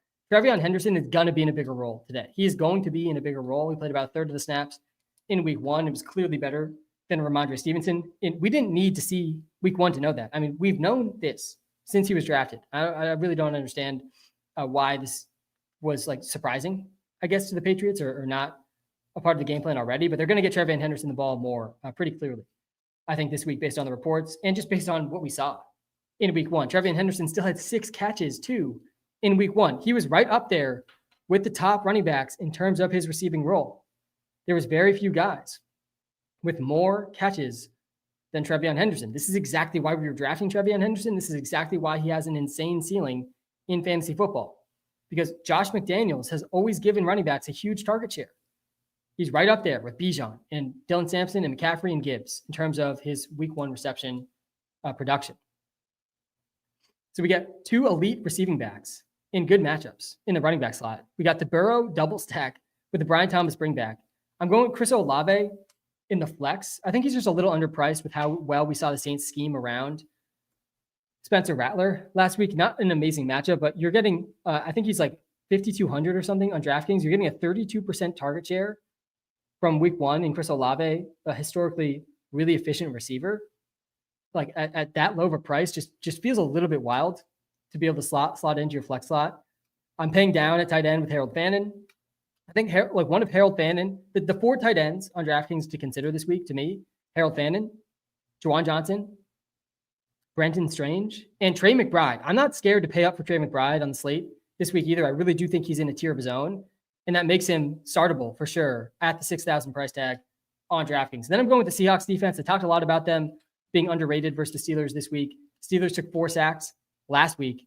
The Seahawks had the highest pressure rate in the NFL in week 1. No defense pressured the quarterback more than the Seahawks did in week 1. I think a very underrated defense here heading into week 2. That's the DraftKings lineup. Feel pretty good about the upside here, and the guys were able to slide in to these spots. All right, see if we can go 2 for 2 cashing the DK lineup. All right, the free player prop of the day is in line with the DraftKings lineup. Let me pull it up here. We went 2 for 2 in week 1. We're still at 62% last season in the season combined. I'm taking Breece Hall over 60.5 rushing yards. I think his total yards line, I'm actually going to change this. I'm going to change this live as I talk through this game more. Let me change this really quick. I think the total yards line is better. So I'm going to change this. Over 75 rush plus receiving yards is going to be the official pick of the day. I do like both, to be clear, but I do think there's a real chance the Bills get way ahead in this game. The Jets are forced to throw more, and Breece Hall is going to be involved in that as well. So I'm taking the Breece Hall over 79.5 total yards as the free player prop of the day. I am writing this one myself. I take all of my own advice. I do over 500 best ball drafts with my own fantasy advice, and I write all these player prop picks myself too. I'm preaching. I am doing what I'm preaching here. 19% target share for Breece Hall in week 1. Justin Fields actually checks it down like way more than people realize. He was right up there with the McCaffreys, the Gibbs, the Saquons, the Sampsons, the Bijans, and man, he beat Tyler Batty too in target share. Man, it's just sickening. It's sickening to me to see Tyler Batty on this list. But yeah, I do like this Breece Hall total yards line a lot. I think he could easily hit this in the first half. I think he could come close to this in a single play with how bad the Bills' run defense and defense versus Derrick Henry looked last week. So that's the free player prop. I gave a bunch of my favorite props in each game as well if you were tuned in earlier in the live stream. Okay. We are on to, that was the free player prop of the day. We are on to the start sit segment of the live stream, man. Let's go. It is the best day of the week. Shout out to everybody who's tuned in. Seriously, we're going to have Avery joining the live here momentarily. Very much looking forward to that. He's going to help with some of the more difficult start sits of the week. I can hop to the wide receiver rankings. Yep. Hop to the wide receiver rankings here. We're going to start with the QBs, though, in the start sit department. If you have a QB start sit question, we're going to go QBs, tight ends, then we'll open it up to receivers and running backs. I did this last week as well, and it made us a little bit more efficient. We are going to have Avery joining us here. No, actually, I think we got to start with tight ends this week. I think we got to start with tight ends. There's a lot of difficult tight end start sit questions. We're going to have Avery joining the live momentarily. We're going to start with the tight ends, and we already have a tight end start sit here up on the YouTube live. Big Math Sam, how we doing, Jordan? We got the math hat rocking today, of course. Fannin and Njoku, Juwan, or Andrews standard. Having a hard time trusting my drafted tight end Andrews. Ready to give up on him. Yeah, I'm ready to give up on Andrews too, for sure. I mean, he had less than 2 points last week with no Isaiah Likely. Juwan Johnson had the best tight end role in the league. Led all tight ends, I think, in targets last week. I'm starting Njoku here, though. So I think that I got the tight ends rankings up on both lives right now. I still feel okay about David Njoku. I know that Harold Fannin being involved is not necessarily what you want for Njoku, but they're playing different roles. Njoku's playing the true tight end role, and Fannin's playing more of a chess piece slot wide receiver role. Only 3 for 37 for Njoku, but he ran more routes than every tight end in the NFL, only behind Sam Laporta. He ran more routes than Juwan Johnson. Like, this is why you shouldn't be that scared of Njoku. Even with Harold Fannin getting more involved, it's going to steal some target share away. Njoku's still in like a legit, very good role at tight end. Only a 14% target share. Yeah, I think it's close between him and Fannin. I would go Njoku over Fannin. I'd go Njoku over Andrews like very, very easily. And then Njoku versus Juwan is a tough call too. I personally like Harold Fannin a little bit more than Juwan. I could see an argument the other way. I think the matchup is just way better for Njoku. The known game environment today for Njoku against just insanely efficient Ravens offense. This Ravens offense is not going to be stopped this season. They were a historically efficient offense last year.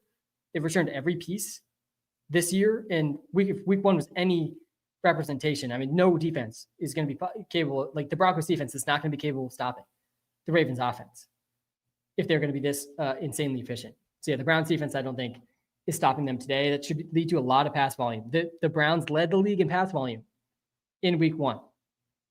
So yeah, I go Njoku here. Definitely some tough tight end ones. Pitts or Fannin, I'm going Fannin over Pitts. With Darnell Mooney back, I'm cool with that. Fannin did have a higher target share than Njoku in week one. 7 catches for 63 yards. I mean, they made it a point to get their rookie the ball. Their rookie who can barely legally drink at 21.2 years old. Their rookie who led all college football in receiving yards last year, more than Ted McMillan and Emeka Egbuka. He had the second most targets in the league at tight end, 4th most air yards. They're both good starts. This is my main point at tight end on the live today, because there's going to be some really tough starts here. I think that everyone from Brenton Strange up is like a pretty good option this week. It's not a bad option. Brenton Strange, Juwan Johnson, Harold Fannin, and David Njoku, Tyler Warren, Laporta too. I think these are all like good options to have for sure. Okay.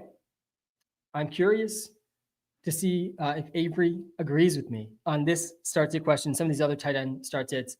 Avery's going to be joining us for 20, 30 minutes or so to help me out with some of the start sits. Sorry about that. Help me out with some of the start sits on the live today. Again, some really difficult start sits, definitely across the league here in week 2. And you don't want to underreact to the data we get from week 1. This is why, definitely I'm benching Andrews for all of these guys, Brenton Strange, Juwan, Fannin, and Njoku. I personally, the more I've thought about it, in this decision between Fannin, Juwan, and Brenton Strange, I'm leaning Brenton Strange, man. The more I think about the game environments here and what we saw from Brenton Strange in week 1, potentially Travis Hunter playing a little bit more defense here in week 2 as well. I'm curious to see what Avery says to that one as well. All right, Avery is going to be hopping on the live here. Avery, welcome to the Sunday morning live. How are we doing, man? What is up, chat? I'm ready. I've been waiting for this moment. Unfortunately, my Commanders already played and they lost. I don't want to talk about it. Don't bring it up in the chat. But I'm ready for these start sit questions. Yeah, the Packers, I mean, truly an elite defense this year. They're definitely looking like one of the NFC Super Bowl contenders, but Avery, definitely a ton of difficult start sits on the slate today. So I'm excited to dive in to them together. It's the best day of the week, man. I mean, Sunday mornings, it does not get better than this. I appreciate you hopping on. I know you got a ton going on Sunday mornings as well, but I think probably the most difficult start sit situations of the week this week is in the tight end department. And there was really a lot of waiver tight ends to add in fantasy this week. It felt like, I'm very anti week one victory laps. So do not count this as a week one victory lap for me, but it did feel like the late round tight end strategy got off to such a hot start in fantasy football in week one. We saw Kittle go down with an injury. Brock Bowers got hurt despite a big game. And then Juwan Johnson has like the best role among all tight ends in week one. Harold Fannon's used as a legit chess piece from the Browns. And Brenton Strange did, I'd say, like, okay, not amazing. I still cashed, obviously, the prop for us in week one, but like played a encouraging role. I think he's in the mix here with these guys too. All these guys are projecting better than guys like Mark Andrews, better than guys like Kyle Pitts, better than guys like Dalton Kincaid and Evan Ingram, all of who were drafted multiple rounds earlier. Obviously, some of these guys weren't drafted at all in fantasy leagues. But yeah, in this three-way start sit, Avery, who are you taking between Brenton Strange, Juwan Johnson, and Harold Fannin in a PPR league? And then if it's not a PPR league too, because I actually think the start sit I was just looking at was a standard league. Does that change at all? Your answer here? So yeah, I'll let you go first. I think you might have heard my Brenton Strange take just a second ago, but really close projection. Despite Fannin ranks the best in the Walter Picks app, but all these guys are projecting within 0.4 points. I mean, it's a really tight call. Yeah, and it is honestly great for the late tight end strategy. I've been using it for a while. It's definitely paying off here. I think Brenton Strange is a very interesting option this week because when you look at his situation, he gets a matchup against the Cincinnati Bengals, and we know this one is going to be a complete shootout. There is a ton of offense, not a lot of great defense at all on really either side of the ball. And in games without Evan Ingram last year, he was very good, over 9 fantasy points per game. He obviously proved that to be true in week one. I think he can have a great situation because they're going to have to pass so much. The Bengals offense is good. They still have T. Higgins. They still have Jamar Chase. They still have even Chase Brown, Joe Burrow. They're a good offense. And they did allow 20.3 total fantasy points to the Browns tight ends and top 5 passing yards to the Browns last week. And that is a Joe Flacco-led Browns offense. I think this Jaguars offense has better pass catchers and a better possibility to score. So I think we should take advantage of Brenton Strange in this matchup. I like Harold Fannin too. Again, a really positive matchup for them against the Ravens in the fact that they're projected to lose this game by 11.5 points. So that's really great. They ran a ton of 2 tight end sets, I believe, on 43% of their plays last week. So it's not like David Njoku is a completely bad start either if you have him. Harold Fannin is good. He probably carries a little bit more risk. They did use him all over the place, though. They put him in line. He even got a snap out of the backfield. So it's not like his fantasy points, I believe 13.4 was on accident. Right. I do like both of them a lot. I like Brenton Strange probably as my number one in this option. I did pick up Juwan Johnson before last week. I was ready for this breakout. The only issue is the 49ers matchup definitely is not positive. They haven't been very amazing. They don't allow a ton of fantasy points to tight ends. It's kind of something they just take out of the scheme. I do think he is very important to this offense, though, because Rattler kind of has to operate in the intermediate game because you can't let your routes develop downfield when your offensive line isn't good and the weapons aren't amazing and the quarterback itself isn't amazing. So I think his boom bust potential is a lot higher than some of these other guys, and I like the matchup better. Yeah, that makes a ton of sense. I mean, the Juwan Johnson role, I don't think is a fluke. Like the coach speak has matched up with it. He didn't come off the field a single time. No tight end played more snaps than Juwan Johnson. The Saints, my main question on the live, talking through the Saints game in week one was, can they scheme around Spencer Rattler? Can Kellen Moore, the new head coach for the Saints, who's had a lot of success elsewhere in the league as an offensive coordinator, can he scheme around Spencer Rattler? And I think definitively, already after 1 week, the answer is yes. They ran the fastest pace in the league, something Kellen Moore's been top 5 in pace basically everywhere he's been. So they run the most snaps in the league. This is so good for fantasy football. And Juwan Johnson feels like a really key piece of what they're going to do. And yeah, it's always tough. The matchup data, I feel like in week 2 and week 3 is always really tough because is the 49ers defense actually really good against tight ends, or did they just go against AJ Barner and Elijah Arroyo, in week 1 with Well, they have been. They have been for a while. They've been really good against tight ends. Yeah, that's totally fair. I know they do have good linebackers. And I'm glad you agree with me about Brenton Strange here. Again, the projections are really, really close. Part of the reason you got to look at the projections and not just the rankings is the rankings can be really misleading in situations like this, where like I think it is up to dealer's choice here, up to you who you want to play in these spots. And I agree with you. The Browns Ravens game environment feels really, really strong. But so does the Jaguars Bengals, man. That's why I'm stacking the Bengals against Brian Thomas Jr. in my DFS lineup. I definitely think Strange is playable in DFS as well. But yeah, Brenton Strange, I think his prop lines are still like pretty appealing. Honestly, I think they're in the low 30s now. But yeah, he was also not really coming off the field. And you look at what Fannin and Njoku did last week, 10 catches for 100 yards, no touchdowns for the two. That's who Brenton Strange gets this week. Like, it's not out of this world to think Brenton Strange could come close to this type of production in this matchup, especially if Travis Hunter actually plays more defense. What is your read, by the way, on that quote? Since I know we had some disagreement on the projections team at Walter Picks, which you are a part of this week, updating the projections for this quote. It seems like it's going to be a seesaw thing, but the quote was Travis Hunter is going to play more defense this week. He's going to play more defense. Does that mean he's going to play less offense? Or does that just mean he's going to play more defense and the same amount of offense? What's your read on that for Travis Hunter this week? And obviously him playing less on offense would be big for Strange because he was playing mostly, out of the slot.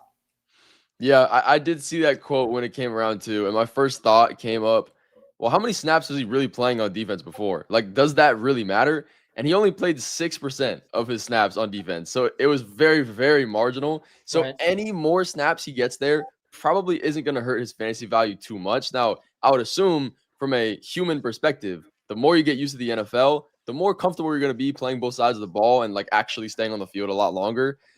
His snaps on defense definitely will go up again, even from 6 to 12%. If you double that, that's still not too much. His offensive snaps might come down very, very slightly, but I wouldn't be too worried about him because in this matchup, you need to score points. You're not going to rely on your defense to holding the Bengals to not score. So I think they're going to need him on offense. And if he isn't, it's even better for Brenton Strange, of course. Yeah, and I promise everyone in the chat, we're going to get to the comments here, the start sit questions just in a second. But yeah, this has been my thing with Travis Hunter this whole offseason is when you look at this team trying to actually compete to win games, how are you going to keep Travis Hunter on the sidelines in these games when you're trailing against the Bengals? And you're going to have him stand out there and watch Tim Patrick or Parker Washington, run routes? Like it really doesn't make sense, especially on the side of the ball where you have more ability to dictate who's actually getting the ball. And we saw this. Travis Hunter played about 2/3 of the snaps in his first game, and he led the team in target share right away. Like they got him the ball when he was out there, and it's easy to do that too when he's operating out of the slot. So yeah, my interpretation of the quote is that he's going to play more defensive snaps, but that does not mean he's going to play less offensive snaps. I really don't think that they're going to be able to do that in a game environment like I expect in this one. I still like Brenton Strange, to be clear, but that's my read on the Travis Hunter stuff. All right, let's get to some more of the start sit questions on the live now. Let's try to focus in on the tight ends to start. Then we'll jump to the quarterbacks next. I think I got the tight end rankings already up. I'll pull up some comments here for the tight ends. Let's see if I can find some tight end specific ones. If you got tight end specific start sit, definitely send it in the chat. We got a Strange versus Pitts question. I think that one's pretty easy. Fannin.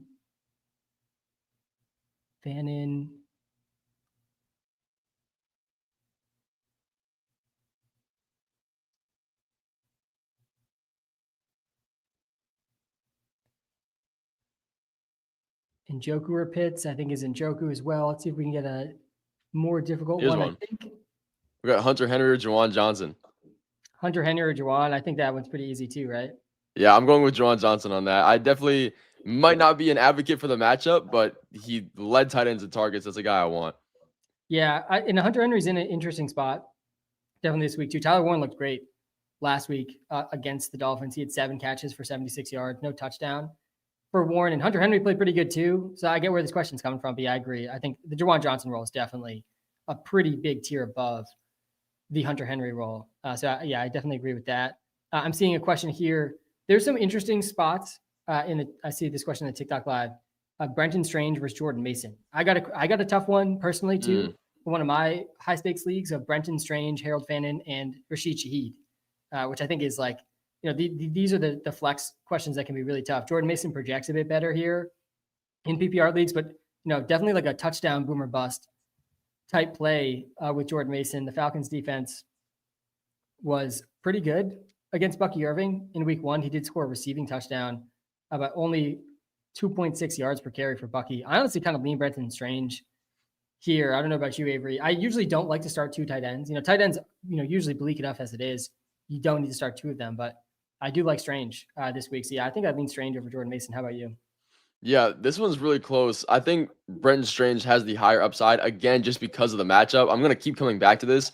When you have to score as much as you do to beat the Bengals, you're hoping some of the targets are actually catchable and going to the guys that need it. So I like Brenton Strange there. Jordan Mason is more boomer bust again, Sam, because if he doesn't score a touchdown, he's probably going to disappoint. You can maybe expect 2 receptions. Aaron Jones kind of dominated in his pass catching role, and Aaron Jones did not look great for the record. So Jordan Mason looks like one of the early smashes of our must draft guys. So I like to see that. Yeah, absolutely. I do think this one is another easy one. Harold Fannin versus Evan Ingram. I don't know how you start Evan Ingram. He picked up a calf injury last week, didn't finish the game. So it's hard to, judge his performance too much. He ends up only playing 34% of the snaps, had 4 targets when he was playing. So like not a bad targets per route run at 25% of his routes he was getting targeted, but just a guy that has never been able to score touchdowns, has always relied on massive volume to produce in fantasy on a team that spreads the ball around a ton, a team that's projected to win today and potentially could be kind of run heavy as well. And he's coming back from calf injury too. And then you got Fannin on the other side of this question that just is in a really exciting chess piece role in a game where they're 11.5-point underdogs and on a team that led the league in pass attempts last week. So yeah, I think it's Fannin. I honestly disagree that even Ingram has a higher ceiling than Fannin, like we're seeing in the app right now. Usually the rookies too. Like we need some sample size of data for these boom bust probabilities to be a bit more accurate and get a real sense of their variance week to week. But yeah, I'm leaning Fannin over Evan Ingram like pretty easily. I have Evan Ingram as a must bench this week. We got one question here. I'm interested to hear what you think about this one in the TikTok live. Travis Kelce or Harold Fannin Jr. I mean, this again, talk about the late round strategy being off to a hot start. Here we are in week 2. You spent an early pick on Travis Kelce. You're already considering a third round rookie tight end in Harold Fannin Jr. over him. I think you kind of have to go Kelce here personally, but yeah, would you be willing to risk Fannin over Kelce here in week 2, Avery? The good news here is that it's a great situation to have. You got 2 pretty decent tight ends, so you get someone's going to put up points. I think they both will. I would lean Kelce simply because of the situation that we have. You don't have Xavier Worthy this game. You obviously don't have Rashee Rice. It's a situation where the Chiefs can actually scheme. And when we saw them scheme in previous years, Travis Kelce was the scheme entirely. So yes, he's getting old, but there should be a spot where he can fall back into that, maybe a little bit of prime Travis Kelce and get that done. And I do think that Harold Fannin does bring a lot more risk, even if the matchup is great, just because maybe he doesn't get used as much in line, or maybe it's an Njoku game. I still think he's a great start, but I think Travis Kelce is going to be the smarter answer in this one. Yeah, I think you just have to go Kelce. Like if you spent the early pick on Kelce, I don't think you can go Fannin here. And I said it earlier too. Like I really think everyone from Strange up in our top 10 of the tight end rankings left, they're all good options. Like I don't think there's a really bad choice here, to be honest. But yeah, you got to go Kelce. They have to have him at least somewhat more involved than his like 11% target share in week 1 with no Rashee Rice, no Xavier Worthy, and they're underdogs, I believe, in this game. I mentioned it earlier. Pat Mahomes has never lost 3 games in a row in the history of his time with the Chiefs. This would be 3 straight off the Super Bowl. Let's start now. And week 1, I mean, they gave him a really tough, obviously, opening schedule, and losing the Super Bowl, I feel like, is a little bit unfair for a stat like that. But nonetheless, this is let's get to this tight end question last, and we'll jump over to the quarterbacks. I do think there's some interesting starts at quarterback this week. But we got Brenton Strange versus TJ Hawkinson. Hawkinson projects pretty well for us in the app. He's coming off a 20% target share, but like a pretty disappointing game. Strange outproduced him in fantasy in week 1, only 4.5 points for Hawk. He did play 80% of the snaps, though, had a 20% target share, only 13 air yards. So really not getting like deep targets down the field. And now we get to the Falcons, who allowed the fewest tight end points in the league in week 1 against Cade Otton. He didn't have a single catch. The Buccaneers tight ends got blanked. Wow, I didn't even realize they got completely blanked. That is a little bit scary to look at. we're looking at TJ Hawkinson here. So you got Hawk going up against a Falcons defense that's allowed not a single catch, 2 tight ends this season on 3 targets, versus Strange, who I think we both feel pretty good about. Hawk projects a bit better. Which side would you lean here, Avery? Yeah, I know it looks a little bit bleak for TJ Hawkinson, but I'm gonna lean more on the safety blanket and the cop out for TJ Hawkinson and JJ McCarthy. I'm still not in complete a believer of JJ McCarthy being so amazing to support all of these fantasy tight ends and wide receivers. Obviously, you have Justin Jefferson here. The Atlanta Falcons' 2 tight ends might not be great, but they are more of a pass funnel of a defense. So if we're expecting JJ McCarthy to throw the ball a lot, I think the ball can find TJ Hawkinson's hands. Again, we know we've been talking about it. I've been talking about it, how much I love Brenton Strange. He's definitely not a bad option, but I think I would trust that game script of having to keep up with the Falcons and getting the ball into his hands, hopefully, if Justin Jefferson should be the number 1 option to take out of the game. Yeah, I think this one's really tough. Honestly, I think I lean Strange personally over Hawk here, despite what the projections are showing. But yeah, it's close. I like both guys kind of for similar reasons, like you just laid out. But to me, the game environment and the matchup are they're just guaranteed. Yes. I think for Strange, whereas Hawkinson, this data against the 0 catches against the Bucs has me, I guess, a little bit spooked. And I think there's a chance too. The Vikings are favored in this game, that the Vikings continue to be a little bit lower pass volume than the Jaguars in their matchups. Yeah, I think I lean towards Strange given that. All right, let's get to the quarterbacks now. Just fix this really quick. All right, let's get to the quarterbacks next. So if you got a quarterback start sit, send it in the chat. We would go Juwan Johnson over Pitts. All right, this is a good one with Kyler versus Fields. Definitely I feel like after the top 5 QBs really on the week, which are Allen, Hurts, Lamar, Burrow, Mahomes, probably shouldn't get any start sits with them. Maybe we'll see some Mahomes questions. I think this next year QBs is where the start sits really come in and aren't like clear cut. So we got a Kyler versus Fields question. Kyler projects a tiny bit better than Fields in the projections in the app. I'll pull this comparison up. I know what my gut says here, Avery, but I'm curious what you think about Kyler versus Fields in a start sit. Yeah, this one is so close to me. I typically would go Justin Fields in this matchup and just situationally because he has so much rushing upside. He actually looked really good against a pretty decent Steelers defense last week. Now they get the Bills, who is definitely softer. We saw what Lamar Jackson did to them. Obviously, Justin Fields in this offense is not the Ravens, but the Bills defense definitely was not accredited to stopping anything. Like there was no bodies on any receivers, nobody. I believe Derrick Henry went for like 160 something yards. Justin Fields can eat in this matchup, but when you look at Kyler Murray, he does get the best matchup of the week against the Panthers, and that's the only thing that's making me lean towards Kyler Murray. I think we might see some touchdowns vultured by James Conner, but Kyler Murray also has that rushing upside, and it's just such a positive matchup for him. The Falcons are projected to win this game by almost a touchdown, I believe, so it expects some kind of scoring. I really do like Fields, but to me, it's a little bit more of a risky option to where he could put up 20, but he could also just really struggle and put up 10. Yeah, for me, I'm going Fields here. I think that what's showing here in the boom bust odds, I think I generally agree with. I think Kyler's a little bit safer, and Kyler they did make it a point for Kyler to run more in week 1 as well, similar to what we saw with Justin Herbert. It wasn't just all talk, in the preseason. Seven carries, 26% rush share. Like he's gonna have at least 5 carries a game. Gives him like a pretty steady floor. A good chance of himself scoring a rushing touchdown today too. But I think there's a real chance the bottom's falling out from Bryce Young and the Panthers, and it just could be a really run-heavy game script for the Cardinals in that world. And there's just no chance that Justin Fields doesn't have to push it today versus Bills offense. And again, like you mentioned, it's hard for me to separate how elite is the Ravens offense versus how bad the Bills defense is. I think it's both. Like I think it's a historically elite offense for the Ravens and a pretty bad defense for the Bills. I mean, in so many of that 167 rushing yards for Derrick Henry, he was literally untouched on so many of those runs. Lamar Jackson obviously did great as well. It's hard to expect Justin Fields to match Lamar, but at the same time, like the Jets offense really is just extremely consolidated around Fields, Brees, and Garrett Wilson. The next most talented player is maybe Braylon Allen, and then it's like players that no one has ever even heard of in Arian Smith and Tyler Johnson and Isaiah Davis. I mean, it's like the drop off is just insane. So yeah, I feel really good about Fields in this matchup. I definitely think he's a decent option in DFS as well. I think I personally would go Fields over Kyler. I think I'd go Herbert over Kyler as well, and then I'd probably go Kyler over Drake May personally. But they all project obviously really close together. All right, we got an interesting one here. Tua, Geno, and Penix start one. I'm gonna have to scroll Yikes. down to find Tua here. I assume. Wow, QB 24 and I'm not trusting Tua. Geno Tell you was that. Geno was the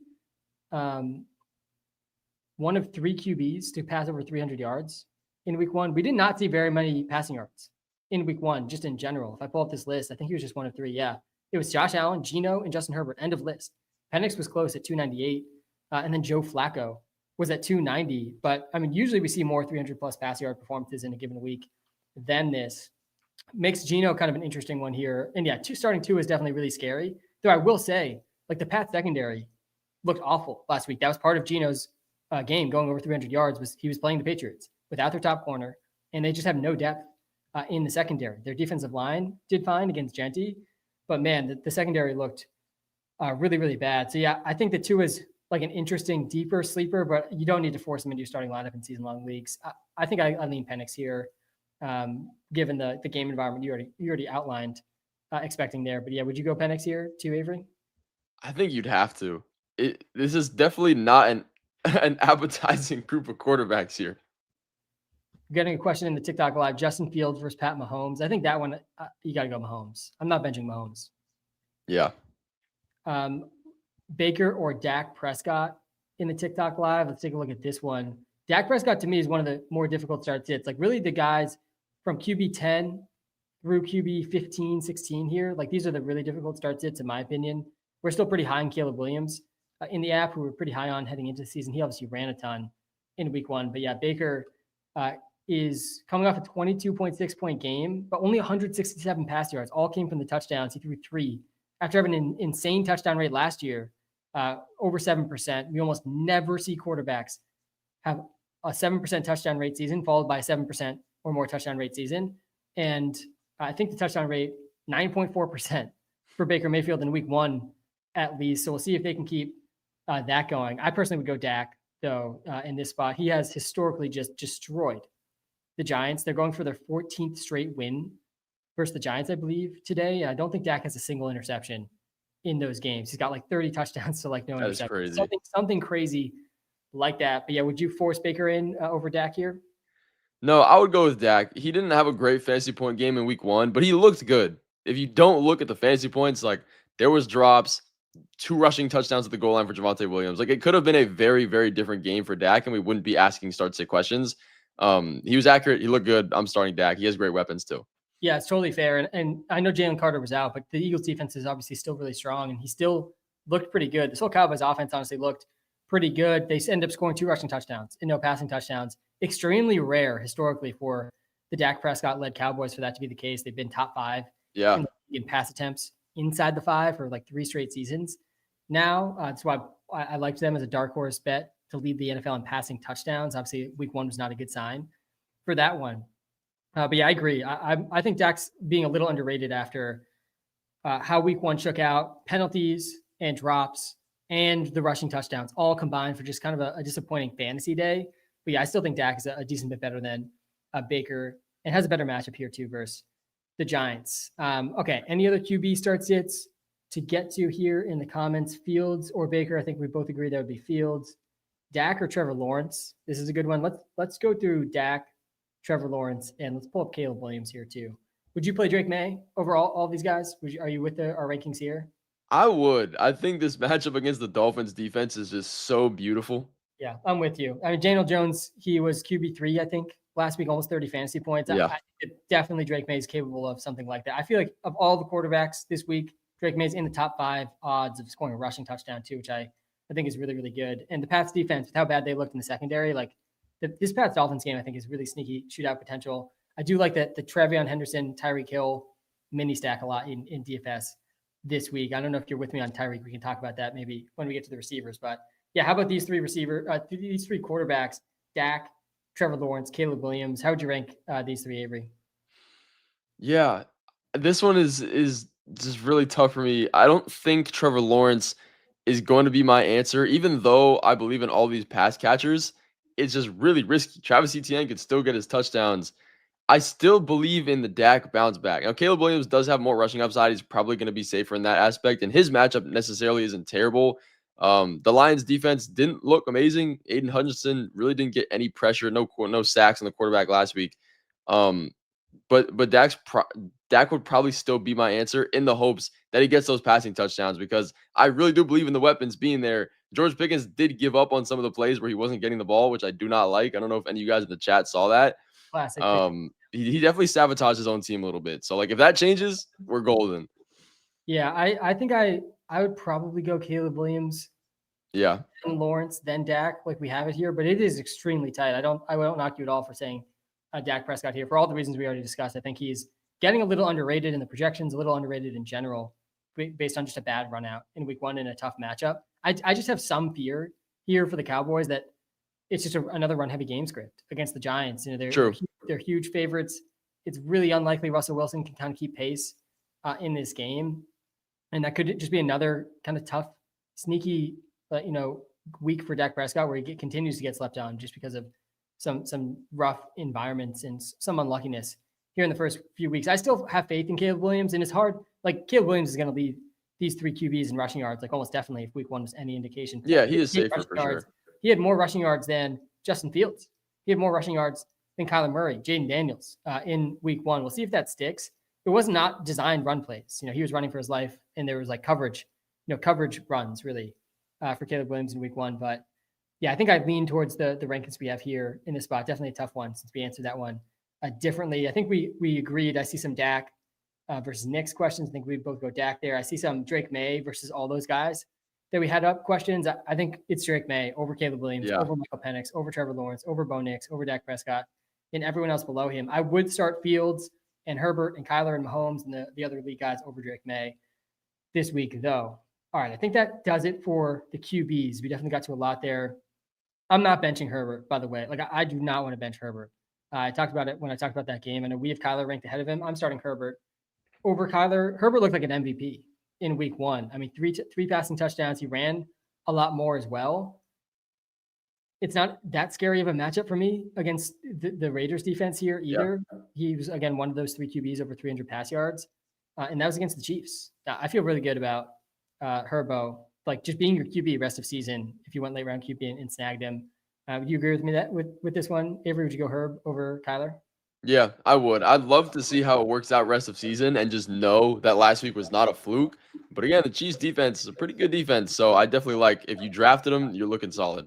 Yeah, for sure. All right, but we're gonna go to the wide receivers now and try to get to some wide receiver and flex start sits. Definitely, these are always tough ones. I before we dive into pulling up some comments, I do want to just put my Tyreek take up against you and see what you think. Okay. Here, I think we have him ranked too low in the Walter Picks app projection. Personally, I would start him, I think, over probably every player we have on the screen right now. I'd start Tyreek over Sutton, Zay, Keenan, Marv, and Ridley.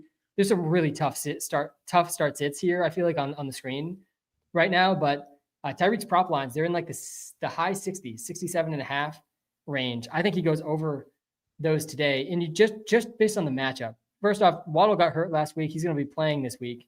Tyreek did not deal with an injury last week. The Dolphins are favored in this game. The betting markets have the Dolphins better than the Patriots, at least at home, in this game. This is not expected to be like the Dolphins get steamrolled in this matchup. The top corner is out for the Patriots. So much circulating Tyreek Hill right now, and he has a matchup against a team that just allowed 13 catches and 219 yards just to the receivers of the Raiders. That doesn't even count Brock Bowers running, wide open, going over 100 yards himself. This was third worst in the NFL. I feel pretty good about the ceiling case for Tyreek this week. If any week, if he has a tough week again this week in this spot with everything circulating and Waddle, battling through an injury too, I'll be like fully out. And he was on my do not draft list this year. To be clear, I was scared he was going to be a complete zero in fantasy coming off his worst statistical season, at 31 years old. But yeah, are you with me on the ceiling case for Tyreek? Would you start him over Calvin Ridley, Marvin Harrison Jr., Keenan Allen, Zay Flowers, Cortland Sutton this week? I'm definitely with the narrative here. I know he did not look great, but a lot of what made Tyreek bad was Tua. And Tua is not something that we can really control. Both of the interceptions that he threw last week were not on blitzes. He had a relatively clean pocket. So it's definitely not a good sign. With the Dolphins being favored in this matchup already on the books, that definitely is a good boost for us. I think Tyreek Hill's upside is definitely there, though. I'm glad you brought up the Christian Gonzalez situation because without him, the world is yours for Tyreek Hill. Now the question then becomes, will it be Tyreek or will it be Jalen Waddle that gets all these targets? Because we've seen them go back and forth before. I definitely would take the shot on Tyreek on this matchup again. You drafted him this early for a reason. Yes, he didn't turn out last week, but the upside is there. The matchup is there. And if the Dolphins are projected to win this game, let's go for the game script and follow the books. Because a lot of times Vegas knows more than we do, and we just have to follow that.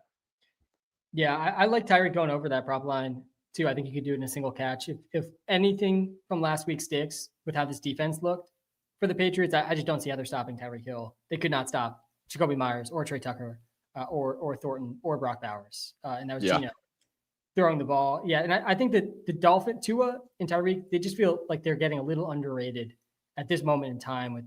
It seems like everyone just sort of assumes the bottom's already fallen out from the Dolphins because they just got throttled by Daniel Jones. So it's not far off. Like it could be, this could be the end this week. It's possible. I think both the Pats and the Dolphins sort of have their backs up against the wall. Like really a must-win game for both teams if they want any playoff hopes this year. But yeah, I'm in on the Tyreek ceiling case this week. Definitely like him in DFS too. All right, we got an interesting one here.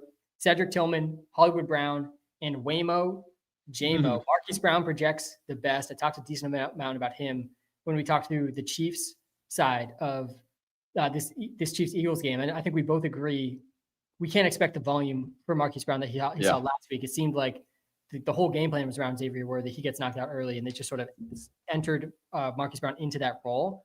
Hard to expect them to just game plan around Marquise Brown into this game. I honestly think Tyquan Thornton's like a little bit more likely to play some of that deep threat Xavier Worthy role this week than Marquise Brown, but still a 42% target share. He was a top 10 wide receiver last week, over 100 air yards.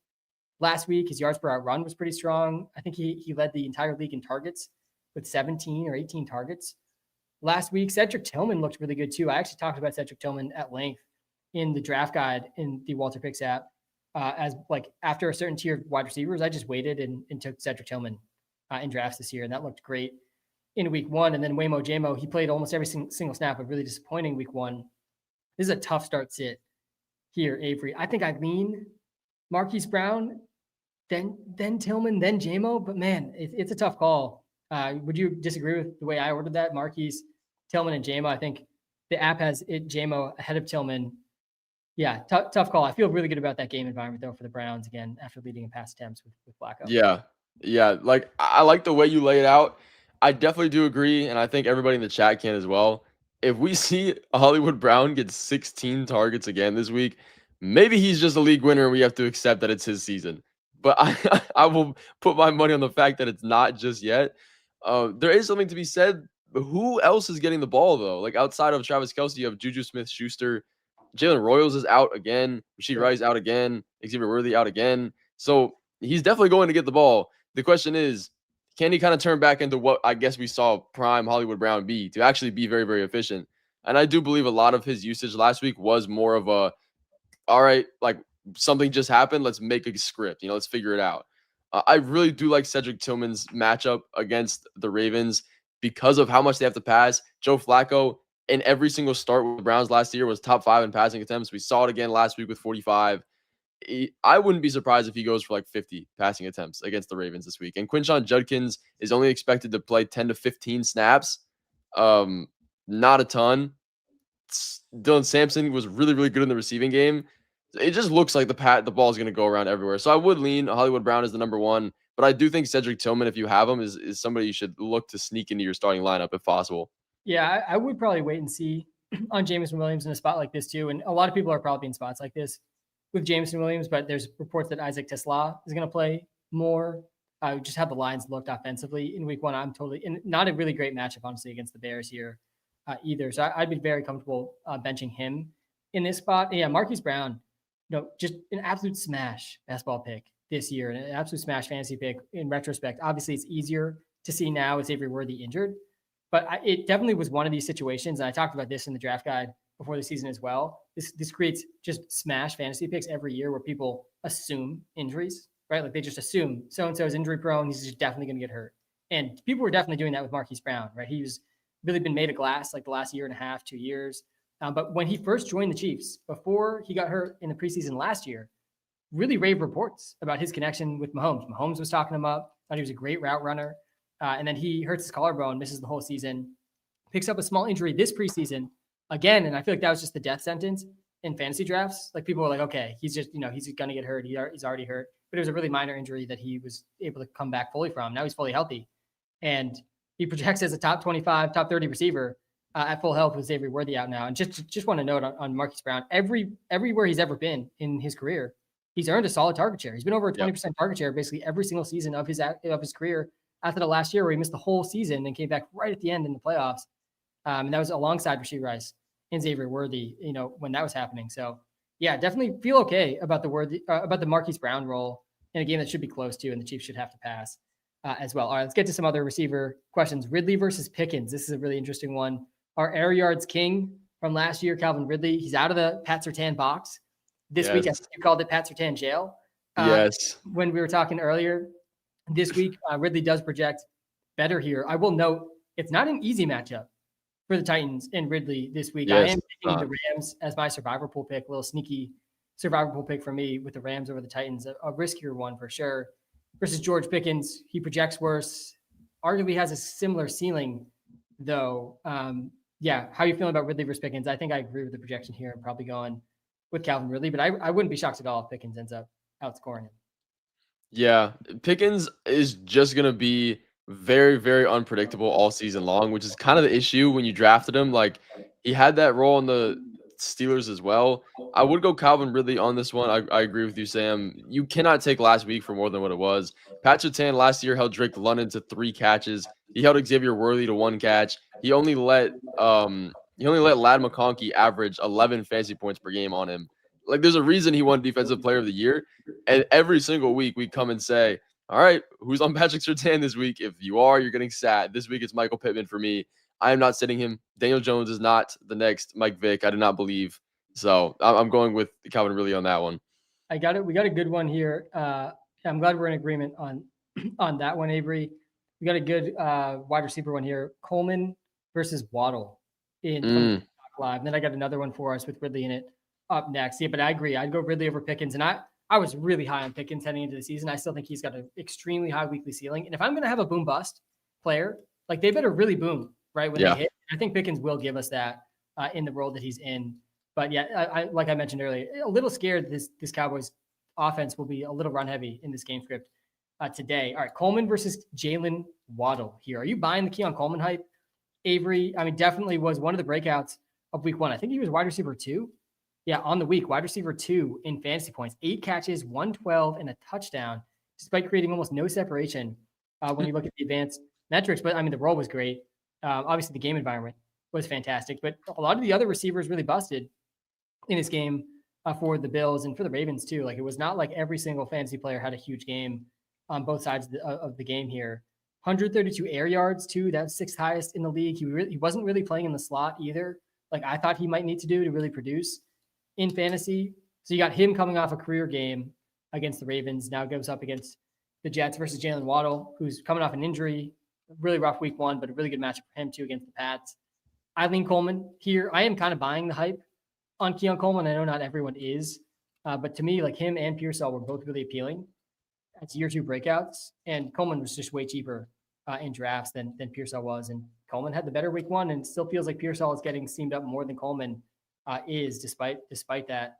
Yeah, I'm going Coleman over Pearsall rest of season. I think Pearsall projects better this week, and I'd probably go Pearsall over him this week. But yeah, how would you go Coleman versus Waddle? And yeah, for those on the TikTok live, this is Avery's voice that you hear, our Commanders creator. Some people were shouting you out, Avery. Shout out to everybody in the chat, man. This is a tough one for me because I am a believer in Keon Coleman. I drafted him in a good amount of leagues for this exact reason. Bias outside of this situation, I definitely do think it was a bit of a best case scenario last week because The Bills put up 40 points. Josh Allen passed almost 50 times. So your target share is going to be great. Now it was 11 targets and I believe 46 passing attempts, which is still good. He had a great game. I think he looked really good. Like an eye test situation, he was very good. Again, he didn't separate a ton, but in those one-on-one ball situations, he came down with a lot of them, and that's kind of what he's known for. Yeah, I that's the thing. do Like, it's not a big deal if you can't separate, if you're going to win the jump balls, exactly. pass and catch situations. And if you're going to do that, like, there's just a lot less of a need to separate. Yeah. I do like Jalen Waddle's situation again against the Patriots defense, but to me, it's more of somebody's going to do good, not both. If it's Tyreek, it's not going to be Waddle. If it's Waddle, it's not going to be Tyreek. So I think just taking the opportunity cost there of Keon Coleman, his upside is probably the same, if not higher, at Jalen Waddle, but a bit more safe for that reason. So I would lean Coleman just slightly. Yeah, I think I'm with you. I would go Coleman over Waddle here. I think they have like somewhat similar ceilings too. Like to me, you're playing Waddle for the ceiling, but Coleman's got a similar ceiling. Anyways, I think at least one of and probably two of Waddle, Tyreek, Achane will have big games. Yeah. And my money's on Tyreek personally.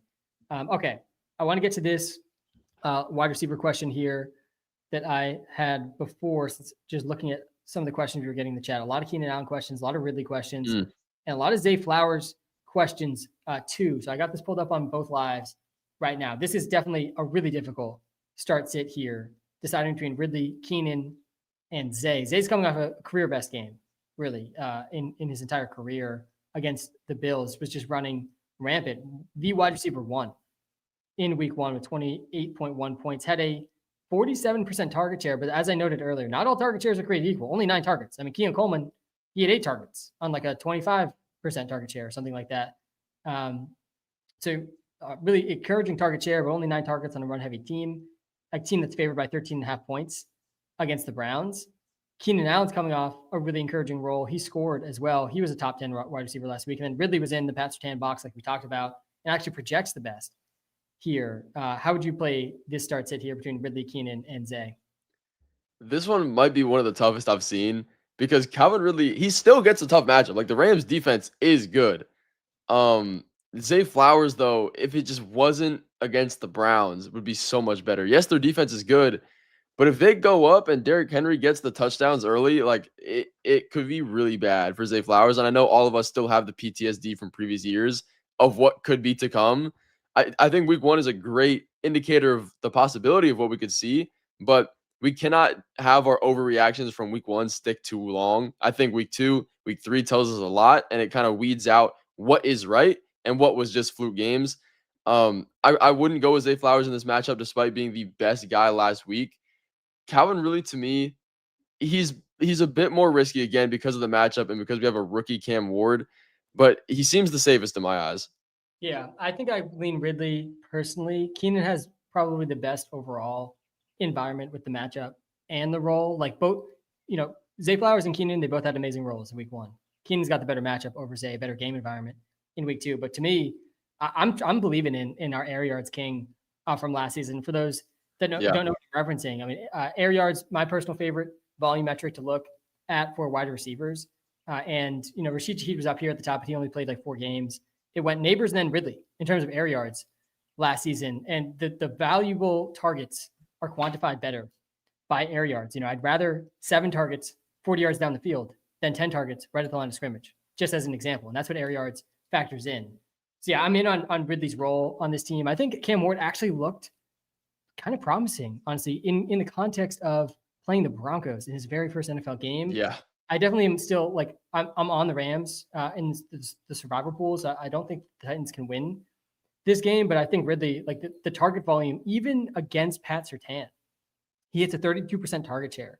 Like there's no more clear indication to me that Ridley's just going to be peppered with targets again. The air yards were only at 69. I think that will be near his floor in terms of air yards this season. Like if you're going to get 8 targets versus Surtain, I mean, that's like got to be near your floor in other matchups too. So yeah, I'm pretty in on Ridley rest of the season, Ridley this week. I think I'd lean Ridley over Keenan, but I'd probably play Ridley and Keenan over Zay given the game environments there. All right, let's get to a couple more wide receiver ones. This is a good one. I knew we were going to get some Pearsall questions. I'm pretty high on both these guys here this week. This is Ricky Pearsall versus Devontae Smith.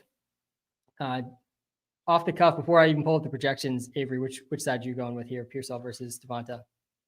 This one is tough because I do like Devontae Smith just because of the matchup. I do like AJ Brown more. The Chiefs defense is good, but the defense they run, we saw in the Super Bowl, it works pretty well against these guys. And Ricky Pearsall had a good game, but a lot of it came from one like sideline catch that was, I believe, 20-ish yards towards the end of the game. Like if it wasn't for that, he would have had a really, really bad game. Yeah. And now he deals with very, very questionable quarterback play. That does definitely scare me. I don't think he's gonna be a complete like trap. He can support Ricky Pearsall. It's not like he has to support many players. There's no George Kittle. There's no Ayuk. There's nobody. So I think I would go with Pearsall in this matchup because there always is a potential. I really believe this is an AJ Brown game. He succeeds against man coverage. The Chiefs run a ton of man coverage. If they're gonna pass, I believe it's going to him. Devontae Smith still is a fine play, but as the number 2, I think I would go with the upside in Ricky Pearsall, which isn't in a terrible matchup either.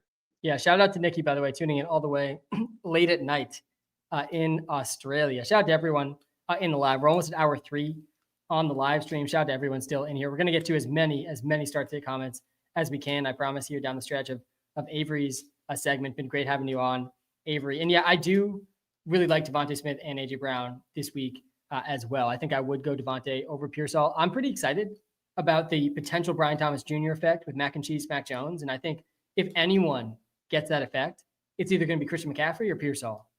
I was a little surprised Juwan Jennings is playing this week. I thought he was going to be out, which would have made the projection for Pearsall even that much more stronger. But yeah, I mean, there's still some real risk with Mac and Cheese, Mac Jones starting. Plus, they're playing the 49ers. Like, they could just really skew run heavy with Brian Robinson and Christian McCaffrey and not throw too many passes. But yeah, with Kittle out, Pearsall gets a boost. I still like Devontae and AJ Brown a lot. With Dallas Goedert out, this is always already one of the most consolidated offenses in the league, target share wise, between Goddard, Devontae, AJ Brown, and Saquon. You remove one piece of that, and you look at the historical numbers in both Devontae and AJ Brown, they get like 20-25% boosts across the board in receiving yards and fantasy points when Goddard's not in the lineup. And Devontae Smith's actually benefited the most from that. So yeah, I like both these guys.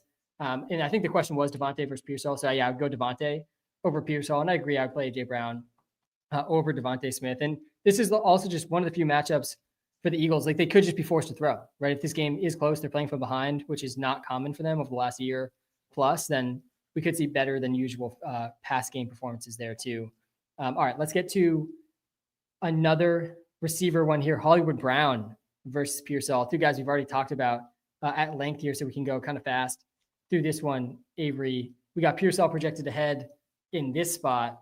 I think I agree with that. This is a tough one for sure for Yarjma in the chat. I lean Pearsall here personally. Would you go Marcus Brown over Pearsall?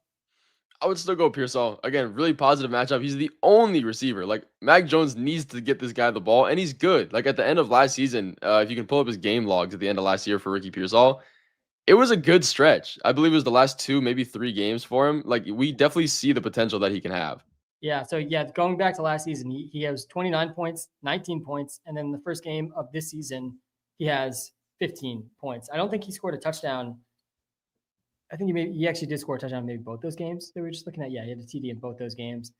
Didn't in week 1. He did have a huge amount of his production, like you mentioned, in week 1 off just one catch. But Kittle was also in the lineup, for at least the first quarter of the game, took a touchdown in the game and was pretty involved, and obviously won't play today too. So I think that raises his floor a bit as well. And yeah, like I won't be surprised if we see, and when I say the Brian Thomas Jr. effect, you go back to Brian Thomas Jr.'s game logs, did not go under a 30% target share with Mac Jones in the lineup last year, had at least 8 targets in every Mac Jones appearance. And he was the wide receiver 1 in fantasy in the final month of the season, Brian Thomas Jr. That was with Mac Jones starting. At a minimum, I do think Mac Jones is going to be able to get the ball to the best players on his team. And that's going to be CMC and Pearsall. We'll see the health of Juwan Jennings is, but I'd be pretty surprised if that ends up being Juwan Jennings at least this week. Okay, we're getting a question in the TikTok live. Why is Keenan Allen over Travis Hunter and Keon Coleman? Definitely an interesting one here. First Travis Hunter question I'm seeing in the comments. I expected to get at least some today. I know we've already talked a little bit about what we thought about the quote about Hunter playing more on defense. I think we both agree that it just means he's playing more on defense, not less on offense. Yeah. This is a Heisman winner. This is not a normal football player. This is a guy that is going to be capable of playing on both sides of the ball. Like, I think there's this misrepresentation of the situation with Hunter in fantasy out there that is, if he's playing more defense, then that means he can't play more offense. Well, that's not how it was in college, where he played basically 100% of the snaps on both sides of the ball. I know it's a little bit more of a stretch in the NFL, but yeah, to me, you're not putting Travis Hunter on the sidelines, down 14 points against the Bengals, as Parker Washington and De'Ami Brown are out there running routes. I just don't think that's a possible decision for a coach to make. That being said, Keenan does project the best here. He does have the best matchup, arguably, here, based on the week 1 numbers. I think you go Keenan as the safe play here. Yeah, definitely a really interesting one. I think both the other guys arguably have a higher ceiling than Keenan Allen. Coleman probably the high ceiling of the group. I honestly would probably go Keenan, then Coleman, then Hunter. Yeah, it's a tough call here. Definitely really close. I do lean Keenan though, and I agree with the projections on this one. This is actually a good one, Sam, where I might disagree with you a little bit. I do really like Keon Coleman. Obviously, I drafted him, but he does get the Jets matchup with Sauce Gardner. And if we saw Sauce Gardner on DK Metcalf last week, 30 out of his 33 routes, and I only believe he allowed 1 catch when Sauce Gardner was on DK Metcalf. And DK Metcalf didn't have a good game until that one like bobbled catch, bounced off somebody else, caught a good pass, whatever. I'm not counting that. DK did also, like, it was all quick passes to him, Yeah. not the type of passes we saw for Keon Coleman in week 1. So it's a fair point. It was all after the catch production for DK Metcalf in week 1. But with that being said, I do believe in Travis Hunter a little bit again this week because of the matchup, guys. Matchups mean a lot. And Travis Hunter against the Bengals, like, he's going to have to be on the field a ton if they want any chance of winning this game. I believe it can be a Travis Hunter game. Am I taking him at a firm must start? The answer is probably no. But I think his upside is a lot stronger than people think. Keenan Allen played 62% of the snaps last week. So that's not even his full potential that we saw him at. So he could get more snaps. It was his first game. He just got brought onto the team pretty recently. So you'd expect the playbook's pretty tough to understand, especially with a new coaching staff too. Yeah, I mean, the role and familiarity with Herbert was just definitely really, really strong for Keenan in week 1. And yeah, he does have the best match for the group. I think it's fair. I think going Hunter over Keon Coleman, you laid out a pretty good case. And I'm with you about what the quote means for Hunter. Like, I'm not benching Hunter just because of him playing more defense. Absolutely not. Yeah, the matchup for Sauce Gardner, looking at those DK stats, definitely does bring up a really good point there. But yeah, I still would go Keenan. I think you agree with me, Keenan, though, over Travis Hunter. That's fair. Here. Definitely close. But I do think Hunter's ceiling is higher than Keenan. Yeah, I do. Ceiling at the same time. Okay, let's get to some running back questions now. We haven't gotten to any running back questions. I do feel like of all the positions, running back to me is the most straightforward, the most simple. It's the easiest role projections really across the league. And one thing that stood out to me when it comes to running backs, like, it seemed like so many guys in week 1 were playing just these massive snap percentages, like way more than to me seems usual. And we can go back to last year. Let's actually just take a quick peek at the 2024 numbers here. Last year, in terms of snap percentage, the number 1 guy, I think it was Kyron Williams, that was number 1 in snap percentage. Yeah, 87% snap percentage. Yeah, it is a lot lower. There was only 2 guys over 80% last year over the course of the season. It was a 1-week sample, obviously. Here in week 1, there was only 2 guys over 80%. There was 8 guys over 70% snap share all of last season. And then week 1 of this year, I mean, these guys weren't coming off the field in week 1. We had 7 guys go for at least 80%. What was it? It was 2 that we were just looking at. That's almost the amount of guys that went over 70%. Last season, we saw 16 different running backs go over a 70% snap percentage. Like half the league was deploying a workhorse running back. Just, I think, like, a bit surprising to me. Maybe it was a week 1 thing. Obviously, again, small sample. This might shift back a little bit as the season goes on. But I mean, so many workhorse running backs, and it really simplifies running back specific start state decisions. Like, you got to start all these guys that are not coming off the field. Just to read the list off for those watching on TikTok: Jonathan Taylor, Achane, Tracy's maybe the one guy here I would probably bench this week. I know Samps on our projection team, he's a little nervous that Scatterbo will play more this week with some of the coach speak going on there. Chase Brown, Bucky Irving, McCaffrey, Javonte, Alvin Kamara, Hampton. We'll see if Najee's role increases. Swift, we'll see if Roshan has any role. I feel like the backup role here is still really ambiguous. Roshan is going to play this week. Kyron, Josh Jacobs, Bijan, Genty, and Pollard. These guys just like were not really leaving the field. All of these guys had over 70% of the snaps. All of those guys, really except Tracy, I feel like are pretty much must starts here in week 2. All right, let's get to some running back specific ones, though. I know this is a really interesting one with the 2 rookies. I do not want to bench Trevion Henderson, man, this year. I probably across all of my fantasy leagues, Henderson's up there for me in terms of the guy I have on the most teams. Just the exact type of profile I like to target aggressively in fantasy. But Hampton does project a decent bit better than him. He was a better prospect than him as well. I think had a better landing spot, better offensive environment than Henderson. But man, Henderson against the Dolphins here, I feel really good about it. Put him in my Draftkings lineup today as well. Hampton projects so much better. I feel like you kind of have to go Hampton though in this spot. Would you risk it with Henderson here? The big question is how much more of a role does Henderson have? Because he only played a third of the snaps in week 1, only had about a fourth of the carries, still had 6 catches, was more efficient than Vermondre. What do you expect, Avery, in terms of like rush and target shares here in week 2? You can see what we have projected here in the Walter Picks app.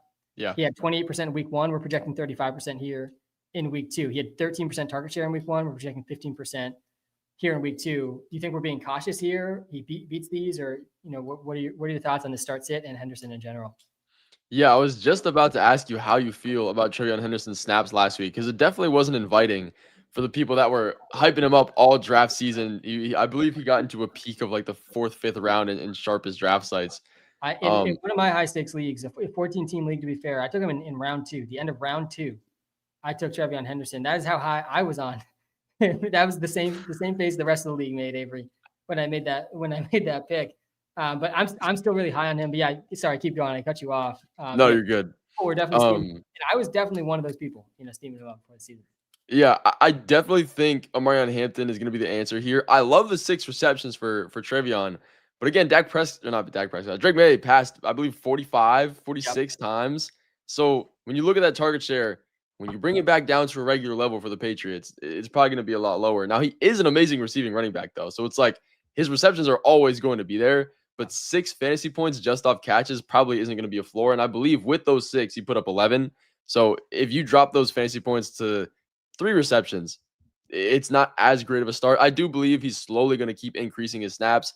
I really do think that Carolina Panthers game, I believe in week 4, that's going to be the one that sets him off. And like there's no going back after that. But for right now, I would be going with Omarion Hampton. He had a lot of usage, even though it didn't turn into a lot of fantasy points.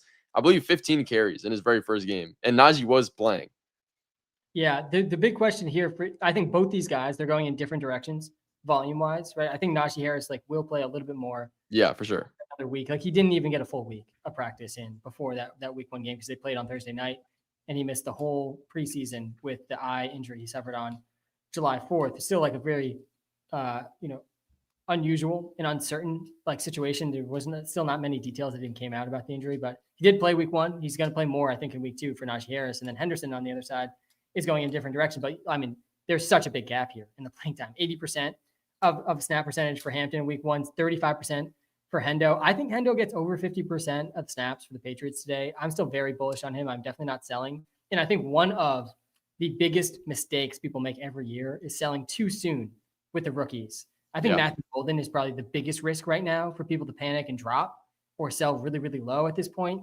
With the Reed injury, I think you really got to hold on to Matthew Golden right now with how things have shook out for the Packers, even though I think Golden has less than 5 total points through 2 games. Really rough start for him in total production, but I digress. Yeah, I'm going Hampton over Hendo in this one too, but I'm very bullish on Henderson still. I still think he's a must start in a lot of spots. I saw Henderson versus Calvin Ridley question in the chat. I think I would go Henderson in that spot in a PPR league. I don't know if Avery would agree with me on that one. Definitely is close, but I think the floor is better for Henderson. The ceiling's similar for him. But yeah, would you go Henderson over Calvin Ridley? I would take Calvin Ridley in this. If you're in a PPR league, I'm trusting the target share to a wide receiver.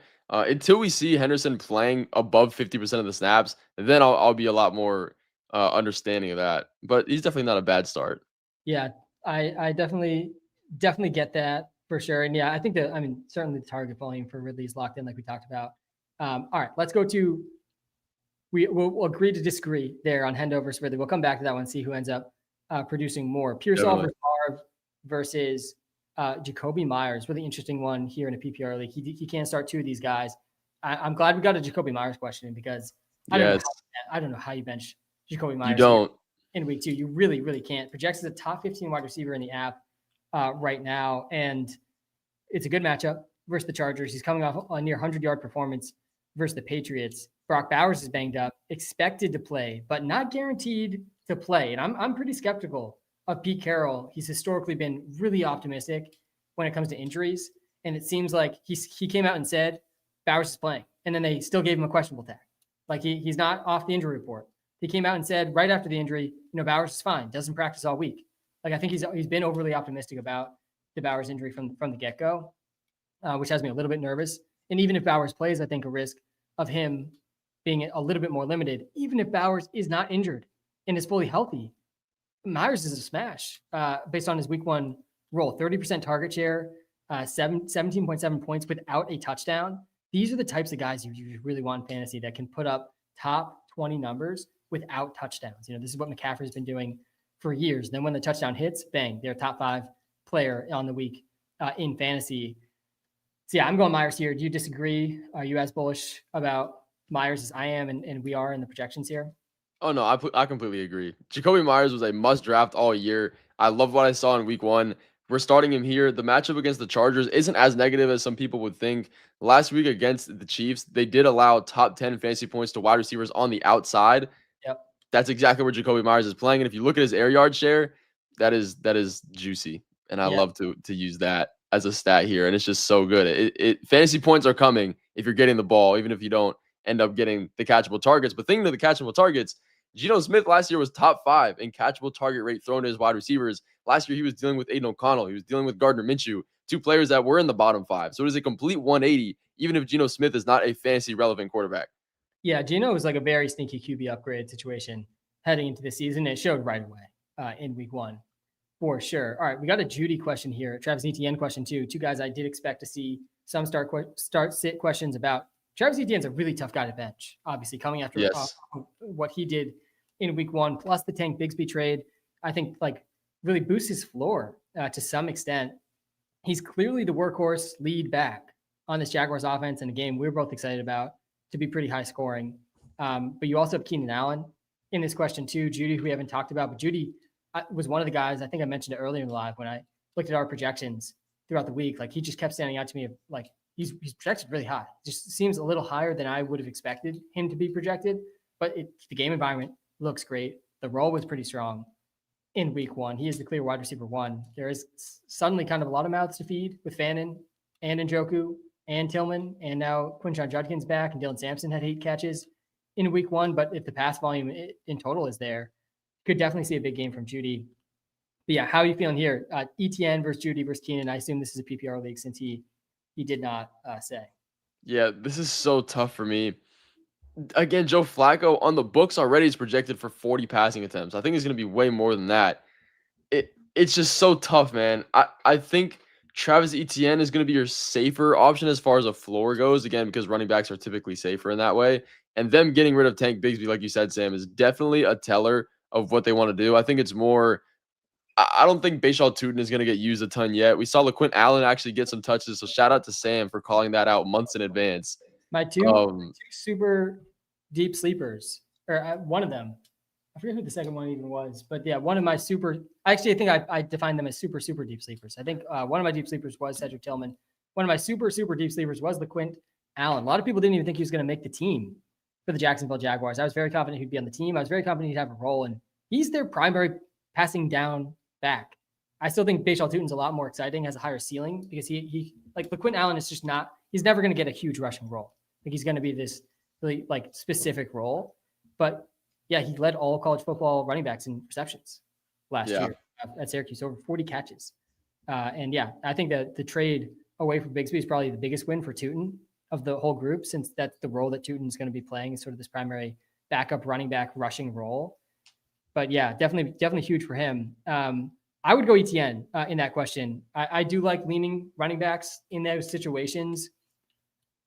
good game environment, like Avery mentioned, higher floor, but I think the ceiling is like not that different than Keenan and the other receiver that we were just comparing him to there. So I lean ETN over Keenan and over Judy. But yeah, tough call. We have another question here from the TikTok live that I think is an interesting one.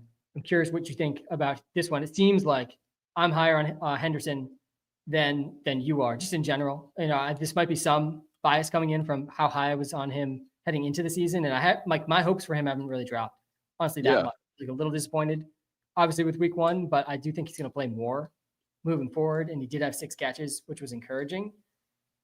He's projected ahead of ETN in the app right now. ETN obviously smashed last week. Just said ETN in the last start sit. Him versus David Montgomery as well. I would go Henderson over ETN. Personally, I am doing that in my DraftKings lineup this week as well. 8.9 yards per carry for ETN. Some of that did come off one big run. Really good matchup for him as well. Didn't score a touchdown. Still was a top 6 player. This is what I was just talking about with the types of guys you want in fantasy. Obviously, a good chance to score here against the Bengals. But yeah, I lean Hendo. I think the ceiling receiving role wise is higher for Trevion Henderson. I think the big play potential is higher as well. I think the matchup is like somewhat similar too, but the role, a little bit less certain, probably a little bit riskier. That is how we have it in the app here too. The bust probability is lower for ETN. The boom probability is higher for Hendo. Would you start both these guys over Monty? And then, who you start on ETN versus Henderson? Yeah, I would go both of these guys over David Montgomery, especially from what we saw with the Lions last week. I don't think that's going to be the entire identity of this offense for the entire year, but he is the guy that I'm sitting out of the two. I would lean Travis Etienne. I do believe in Henderson, but the snap shares is just the main thing for me. Like, if you're not on the field, you really have to make sure you're getting touches when you are. And Travis Etienne is just on the field more often. Yes, he had one crazy run that just made him look a lot more efficient than he actually was, but he still gets a relatively even role as far as like target share goes with Trevion Henderson. Again, 6 targets out of the 40-something passing attempts. And then you have Trevor Lawrence, who I believe was in the high 30s, 31 passing attempts for Trevor Lawrence, and I believe 3 targets for ETN last week. So it's definitely still a floor with the pass catching. Yep. And he's just a safer option for now. Yeah, it's totally fair. And yeah, it's how we have it in the app as a safer option. And you know me well enough at this point, Avery. I don't play it safe. Like, yeah, of course. It's not my mentality. It's not how I approach life or fantasy. And I'm going Henderson over ETN for that reason. But I will say, and I noted it earlier in the live talking about this game, like the floor for ETN playing time wise, I think is what we saw last week, like 60% snap share. That's like the ceiling, for Henderson. So I'm definitely taking a leap of faith in the ceiling case here, hitting for Trevion Henderson in this matchup. I will just say though, I feel like ETN is a little bit riskier than he's getting credit for, just because he played the Panthers in week 1. The Panthers were a historically bad run defense, like an all-time bad run defense last year. Their defensive tackle gets hurt early in the game, and then ETN smashes. And it's like, he should probably smash against maybe another historically bad Panthers run defense. So I agree with you. Henderson at that point in the season, when he gets that matchup, I'll be really high on him then too. But that's just one question mark I have about ETN in the Jaguars rushing attack is, can they do it against a non-Panthers defense? And we'll obviously see soon enough. But I agree. I think ETN's safer. Henderson's more exciting. And I would go with the more exciting option personally. Avery would play it safe with ETN. Not that he doesn't have a ceiling too, of course. Like, I don't think the ceilings are even that far off. And we'd both, I think Montgomery's a bench this week. I actually put him in the must bench category. I think really concerning week 1 usage for David Montgomery. It was a smaller role than he had with Ben Johnson when he was calling the plays last season. Larger role for Jahmyr Gibbs, just snap percentage wise and touch distribution wise. And he's just clearly worse than Jahmyr Gibbs. It's not that he's bad, but it's just really tough to give him too much work when you have Jahmyr Gibbs also on the team. He's going to be a really touchdown dependent guy. He did have 4 catches still, but yeah, he produced less than 50 total yards and had like one of the lower snap percentages of last season in week 1. So I am a little bit nervous for Monty if he's not able to get in the end zone to get to even 10 fantasy points. Okay. This is an interesting one here. This is the last one, Avery, we'll have you on the live for, and then I'll let you go and I can get to the rapid fire start sit segment to wrap up the live stream. By the way, guys, the Walter Picks app has been on screen this whole time on the YouTube live. I've had it up at times on the TikTok live. This app is free. It's a free app. And there is some premium features in the app, some of which you've seen on the live if you're watching live on YouTube. You get a free 7-day trial in the app too. There's absolutely no reason to not be using the Walter Picks app, at least with that free 7-day trial. If you're seriously trying to compete in a competitive fantasy league, Like, you need the Walter Picks app. That's just the bottom line. Best way you could possibly support me, possibly support Avery, and the entire Walter Picks brand is checking out the app. You can find it on the App Store for free, in the TikTok bio, in the YouTube description, or just search Walter Picks on the App Store. Do appreciate it a ton. All right, let's get to T. Higgins. And I think it was Ricky Pearsall and Calvin Ridley here. I think we actually answered Calvin Ridley versus Pearsall already, but I'm curious, like, would you bench T. Higgins in this spot? How are you feeling about him after, really brutal week 1? Yeah, I know week 1 did not look great. The Browns defense is pretty good, all things considered, and they held the entire offense down. So it's not like it was T. Higgins that did bad. Jamar Chase also did bad. So it's definitely not a panic button on him. I would be starting him in this matchup. It's not like it's like a bad one. T. Higgins against the Jaguars, like this, I truly am hanging my hat on being a pass first, really offensive oriented game.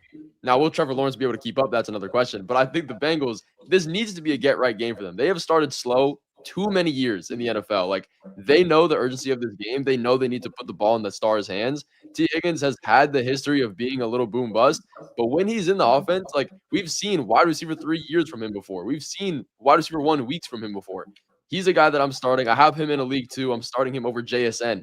That might be even a little bit egregious there, but I'm starting him in pretty much every single league I have the chance. Yeah, I think we do have T ahead of JSN. Yeah, we do in the projections. It's a tough one too. The Steelers are without one of their top corners too. Man, 60% target share for JSN. He had 90%. It's crazy. The team's air yards. I mean, he's a really, really tough guy to bench, but you're in a good spot, obviously, if you're benching JSN. But yeah, I would go T. Higgins.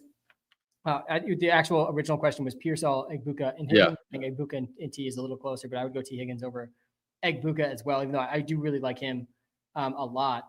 But yeah, in week 1, T. Higgins, he outproduced Jamar Chase. Last season, T. Higgins went on the field with Jamar Chase, had more targets, 1 more target to be exact, than Jamar Chase. When you look at the Jamar Chase versus T. Higgins comparison from last year, and I was dreaming about this comparison all draft season because I couldn't get it out of my head, Avery, of how Jamar Chase, he was like the clear 101 in best ball at least. He was a top 3 pick in every draft. T. Higgins was going in the 3rd round in most drafts. And you compared them from last year, and their stats were like almost identical. It was like Jamar Chase was a little bit more efficient on basically the same amount of volume. But yeah, you're just getting a discounted Jamar Chase into Higgins, and he beats Jamar Chase in week 1. He's got the lead so far. Obviously, both had a really disappointing game, but that just highlights the ceiling and why it's so hard to bench a guy like T. Higgins. See, I agree. I think you got to start T. Higgins in a spot like this. In almost all spots, you're starting T. Higgins. The only guys I'd start over T. Higgins, Brian Thomas Jr., Amon-Ra, Drake London, CeeDee Lamb, Nakua, Jefferson, Nico, and Chase, like the elite receivers. And honestly, even Amon-Ra is like kind of close in my opinion, but I probably would go with him over T. But no one's really got those starts hits. Well, Avery, thank you so much for hopping on. It was a blast. Definitely will have you on future lives as well. Gave me a chance to drink some water, clear the throat. Final stretch of the live. Definitely will be able to go a little bit longer because of it. And it was good to have some disagreement too. I always be checked. Clearly, my Trevion Henderson love was put in perspective. For the viewers, I think that is good context for everyone to know who I am maybe abnormally high on versus the rational thoughts of Avery. Yeah, Avery, thanks so much for the time, man. Keep up the great work with all the content, guys. Avery's weekly posting on this YouTube channel a video every single week, talking through waiver targets. I believe we had some big waiver targets in week 1. I guarantee you, leagues are going to be won again this year, as they always are.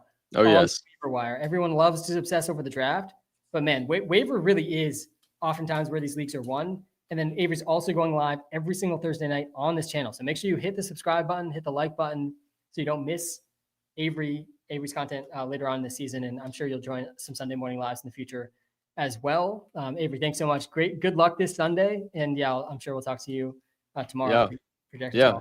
It's always great hopping on this call, hopping on these chats, guys. Everybody in the chat, spam up some W's for Sam. It is your time, chat. This is the start set time to get Sam to spam answer your questions. So if you've been in this live long enough, you've made it to the home stretch. This is the best time of the live. I will see you guys very soon on the channel and in this live stream. Good luck on Sunday. This is what we've been living for in fantasy football. And I will catch you guys in that waiver video coming very soon. Appreciate it, Avery. Have a good one, man. All right. Shout out to Avery for joining. We will have, I think, Seth on the live next week, and both will be joining the live. But yeah, we are in the rapid fire segment of the live. I know I haven't been going at quite as fast as normal through the start sits, but we brought Avery on so I could sustain some breath for this rapid fire segment. So I'm going to go as fast as I can now for the next 15, 20 minutes, and then I'll give some closing thoughts before we wrap up here. We got about 40 minutes till the best time of the week. There really was no big, by the way, injury reports. Weatherman Sam did report earlier, absolutely no weather to be concerned about. We have so many dome games. I have one team, one fantasy team. Every single player I have is playing in a dome this week. So Weatherman Sam kind of has the week off. There might be some rain in the Pats Dolphins game, but a decent chance there isn't as well. That's kind of how it goes in South Florida. All right, howdy Sam. Full PPR. Is Henderson worth flexing over DK or Pearsall? Yeah. So hopefully you just caught some of that combo I had with Avery. I'm really high on Henderson. I'll do this comparison quick. I do like Metcalf and Pearsall as well. I actually think the usage for Metcalf week 1 was actually pretty encouraging. Yeah, you got to bench Henderson in this spot. Even coming from someone who's really high on Henderson. Yeah, Pearsall and Metcalf and PPR, I think makes sense over Trevion Henderson, who only played a third of snaps in week 1. Trying to go 2-0. That's what it's talking about. That's what I'm talking about, man. Jennings or Kenneth Walker at flex. I don't think we can start Juwan Jennings. I don't think we can start him. He was basically non-existent in week 1. He had 3.6 points. I honestly didn't think he was going to play this week. He picked up a new injury in week 1. Aside from the calf thing he was dealing with, I think it was a hamstring shoulder. It was a shoulder injury he picked up in week 1. He's playing through. Mac Jones is starting. And yeah, I think someone on this team might get the Brian Thomas Jr. effect we saw at the backstretch of last year with Mac Jones, but I don't think it's going to be Juwan Jennings. I think it's much more likely to be Christian McCaffrey or Ricky Pearsall than Juwan. So yeah, I'd probably go Kenneth Walker here over Juwan Jennings. Hollywood versus Judy. I'm going Hollywood Brown over Judy, but it's definitely close. I actually think I have Judy ranked ahead. Yeah, man, I changed my mind there. I think I would go Marquise Brown behind Judy, and I would go Judy over Marquise Brown. Really tough one there. But yeah, Judy does have the better game environment. Let's go, Adam. Evans, Tet, Hunter, T-Law, Stack, or Stack CD and Dak. I mean, you definitely CD and Dak. I like a lot. God, yeah. If you have CD Lamb, I'm okay going with Dak. I'm also fine going Trevor Lawrence and CD Lamb. But yeah, if you're flexing here, I think it's between Evans and Tet over Hunter. And I think it's Evans. Man, it's close here, honestly. I do like Tet a lot here as well. Yeah, I think you got to go Mike Evans. I'm a little bit nervous for Mike Evans against Stingley on the Texans, their best corner. I do think that's the matchup we're going to get. If that's scary for you two, then going Tet's fine, but I do lean Evans. Full PPR, start 2 at flex. Tad, great to see you in the live again. Shout out to everybody still in the live. We're over 3 hours in, and we are now in the rapid fire section of the live stream. Egbuka, Hampton, Myers, or Pearsall. Yeah, you're not going to be able to play Pearsall in the spot. I'm probably a little overly optimistic, honestly, about Mac Jones and Pearsall. But in a spot like this, I mean, Egbuka and Myers are so tough to bench. I think you probably play them both over Hampton in a PPR league. Let's take a look. Oh, man. Yeah, so you got to go Myers. Then Hampton versus Egbuka is close. I think I lean Egbuka over Hampton. I think the floor for Egbuka is just really, really strong, similar ceiling. I do think that Najee's going to play a bit more, too, this week. Egbuka's not playing, less than he played last week, unlike probably Amari and Hampton. All good options, though. Definitely all really strong options. Good luck today. Good luck to you today as well. Olave or Dobbins in PPR. The Broncos running backs are pretty sketchy with Tyler Batty. And I know it's Bidet, but I'm calling him Batty. Tyler Batty getting, is it 8 catches, 8 targets or something, 6 catches? He's in that top 10 list of target share. Just really lowers the ceiling and floor, I think, for Dobbins and Harvey. For as long as they have this 3-way committee, Dobbins still projects way better here, though. Man, this is a tough one. I feel like in PPR, honestly, I lean Olave. The projections are kind of close. Dobbins did have, I think, 18 touches in week 1. Yeah, 18 touches. 16 carries, 2 catches, did score as well. Not a terrible matchup here against the Colts either. But yeah, I honestly lean Olave on one of the fastest paced offenses in the league. They clearly can scheme around Spencer Rattler at a 30% target share. I personally lean Olave here over Dobbins, but Dobbins, it does seem a bit safer. Etienne or Pearsall in PPR. I think you go Etienne over Pearsall. Egbuka versus ETN in half PPR. I think I'd go Egbuka over ETN, but it's close. In half PPR, it's probably ETN. In full PPR, it's probably Egbuka. Juwan, Strange, Fannin, Ingram. I personally lean Strange over Juwan and Fannin, but the tight end ranks have it a bit differently. I'll pull up the tight end rankings here on the live, then I'll get to this comment I got pulled up on YouTube. Hey guys, great content as always from Walter Picks. Thanks, Luke. Should I start Sharp over Henderson this week? No, absolutely not. Definitely not starting Sharp over Hendo. I know Sharp scored last week. I think Hendo's got a better chance to score this week. What about May and Murray full PPR? Yeah, it's Kyler over May, and it's Hendo over Sharp. That's how I would play it. Hey Sam, happy Sunday. Fannin versus Ingram. Yeah, so we had this comment in the TikTok live too.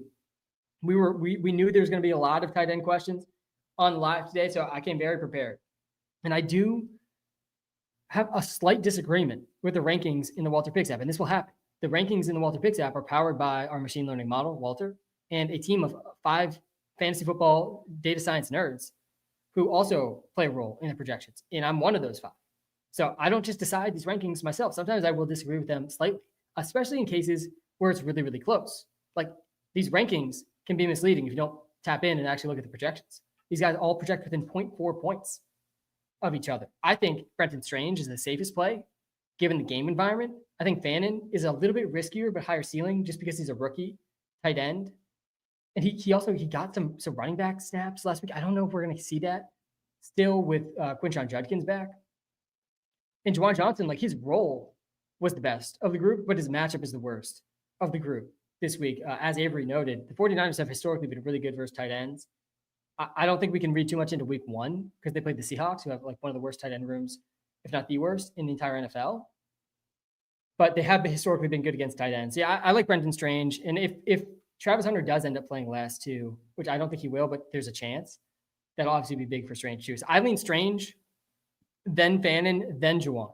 We have it Fannin, then Juwan, then Strange in the Walter Picks app right now. But again, really tight projection. You got to look at the projections, not just the rankings. All right. Let's get to the next one here. Need you, Sam. Pick 2 full PPR. Hunter Coleman, Aaron Jones. Other league. We got 2 here. Hunter Coleman, Aaron Jones.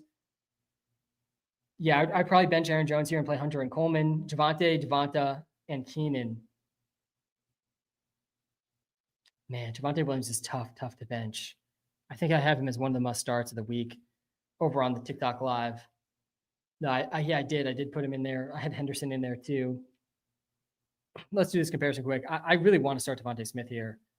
So I'm going to start Devontae Smith, and let's compare Javonte and Keenan. It's probably going to be Javonte. Yeah, go Javonte and Devonta. Javonte and Devonta, I think it's pronounced. And I'd bench Keenan in that spot. Olave, Jordan Mason, Quentin Johnston. Yeah, it's Olave there. I don't think we can trust Quentin Johnston despite the boom week in week 1. Marvin Harrison Jr. or Tyreek. I'm in on Tyreek this week. I think of all weeks, I mean, this is it for me for Tyreek. If it doesn't hit this week, I don't know how we possibly trust Tyreek this season. I think he's going to be clear W for the do not draft list, which I had him on this year. The Patriots allowed 219 yards on 13 catches to Jacoby Myers, Trey Tucker, and Dante Thornton Jr. in week 1. Tyreek's still better than all of these guys. Jalen Waddle's banged up. He's playing through an injury. I think you go Tyreek over Marvin Harrison Jr. I think we have Marv ahead of Tyreek in the rankings, but yeah, I personally would go Tyreek. I think the ceiling for Tyreek this week is like legit wide receiver 1 overall. I don't think Marv has that ceiling here against the Panthers.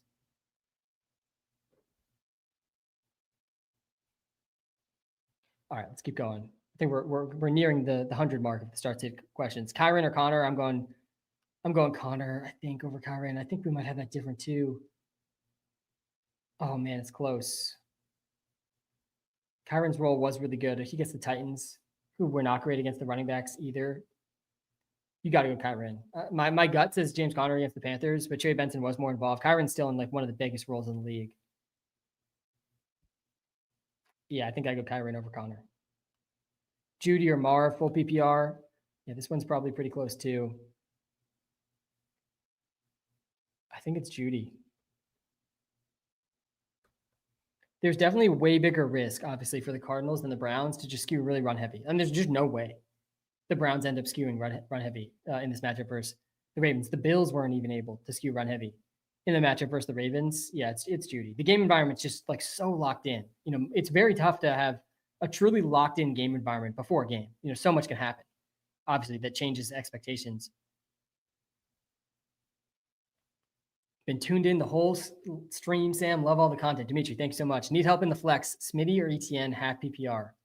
Yeah, I think ETN is the safe play. I agree. And I think half PPR makes this like way tougher. I think in full PPR, I'd be pretty good going with Devontae Smith. And in half PPR, like I really almost always skew towards the running backs. And ETN is in a good spot this week. We obviously talked a lot about him already on the live. Yeah, you got to go ETN in half PPR. In full PPR, I think it's Devontae. And in half PPR, it's ETN. This is part of the reason, like you if I don't get to your start sits, I won't be able to get to everyone's start sits. You got to use the Walter Picks app because it's going to account for your league settings. And like league settings can really make a big difference in some of these. Matthew Freeman, great to see you back in the live, man. Shout out to you. Yo, Sam, good morning. Good morning to you. It is no longer morning. It is the afternoon. We are less than 30 minutes from kickoff on the best day of the week. ETN, Evans, Pittman, or Kenneth. It's got to be these first two. We're benching Pittman up against Pat Surtain. Absolutely benching him. Kenneth, I think, is a bench in a spot like this too. So easily ETN and Mike Evans. And then Devontae Adams, Hubbard, Egbuka, or Judy. Man, I don't think we can start Judy over Egbuka. I think this one's between Judy, Adams, and Hubbard. And Hubbard did play pretty well in week one. This is half PPR, though. Let me switch this to PPR and probably will change a decent amount. Yeah, it's Adams. Yep. Devontae Adams over Judy, over Hubbard, especially if it's a PPR league. Half PPR, I think I probably would go Hubbard. Tillman or Judy? Oh, God, it's got to be Judy over Tillman. It's got to be Judy over Tillman. Ridley over Keon Coleman, I think is fair. Jalen Warren, K9, Jordan Mason. This is a gross one, Julian, gross one. Definitely one of these guys can perform, but these guys were not the guys on the list that we were looking at. 16 different running backs, over a 70% snap percentage in week one. That was like 7 in total last year. Kenneth in a 50-50 timeshare. Warren's in a timeshare. Jordan Mason's in a timeshare. I mean, just praying these guys get some catches or some touchdowns. Jalen Warren projects the best of the group, but Kenneth has the highest ceiling. I honestly think I'd go Kenneth here. I think I'd go Kenneth for the ceiling. I don't think Warren's ceiling is even comparable to Kenneth's in this spot. Breece Hall looked great versus the Steelers last week too. I think Kenneth could have that type of upside. I've seen people ask for tight ends in the TikTok live. We switch over to those. Had the tight ends up a bit here in the YouTube live. Let's switch over to the receivers. Keenan versus Dobbins, half PPR, it's Keenan. God, I think it's Keenan. I know when I switch this to half PPR and look at this, it's going to be Dobbins too. My mind is also like my gut instant reaction is always thinking in PPR. All my leagues are PPR leagues. Yeah, so it is sometimes tough for me to adjust to these half PPR format. Yeah, it's Dobbins. I mean, the half PPR format, it really skews so much more to the running backs. It's all about the touchdowns, man. When it comes to half PPR leagues, the touchdowns account for just a way higher percentage of your team's points. And a guy like Keenan Allen, so much of his fantasy promise is the locked in receptions that he's going to get on this offense. So yeah, I think I would go Dobbins in half PPR and Keenan in PPR like really, really easily. Long-time fans in. So y'all, good to see you, man. Drafted Andrews in back-to-back years. Need a tight end. Andrews, Fannin, or Juwan. Yeah, it's Fannin, then Juwan for me. And I'm fine dropping Goddard. Yeah, I'm fine dropping Goddard. And you can't start Andrews. Yeah, no starting Andrews. Absolutely not. I would start Fannin over him, Ian Juwan over him, and Brenton Strange over him. We have a lot of guys ranked ahead of Andrews right now. He obviously had a really, really disappointing week one game. Hawkinson or Fannin? It's Hawkinson here. Yeah, over Fannin. Definitely a close one, though. Zach, how we doing? Sampson or Sharp, full PPR? Thanks as always, my guy. Yeah, this one's a tough call, man. I don't think Quinshon Judkins being back is that bad for Sampson. I think it's a lot worse for Ford. My favorite prop in that Browns game was the Ford under receptions at plus 150, 1.5 receptions. Sharp did look good in week one. He scored. Yeah, and I assume that, yeah, full PPR. Half PPR at Sharp, and full PPR is probably Sampson. Yeah, it's Sampson. He had 8 catches in week one. I don't think he's going to have 8 catches again. Crazy that wasn't even number 1 in the league with Jahmyr Gibbs and McCaffrey.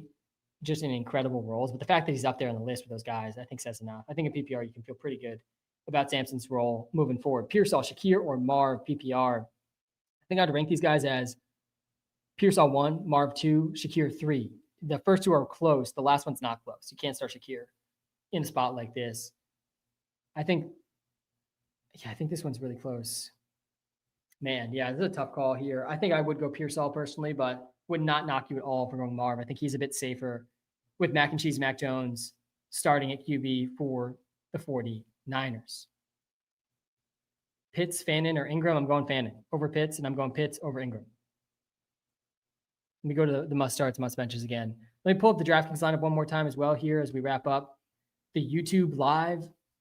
I feel pretty good about the DraftKings lineup. Talking to Avery, he definitely cooled my Jets a tiny bit with Hendo, but I still think the ceiling's going to be incredibly high right away this week as his role expands. Joe Burrow, double stack with Chase and T, bringing it back with a stack with Brian Thomas Jr. on the other side. I think all three of these receivers bounce back in a big way. Not worried about any of them.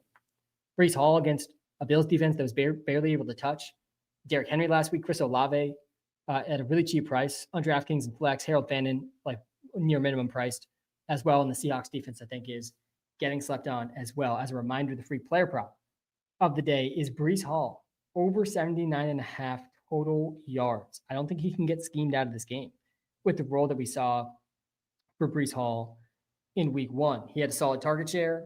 He was explosive, over 100 total yards. Now he gets a Bills defense that, again, looks really, really bad. And it was out without their starting defensive tackle as well. They obviously, it's hard to suss out how big of an impact the Ravens' elite offense had in making the Bills defense look bad.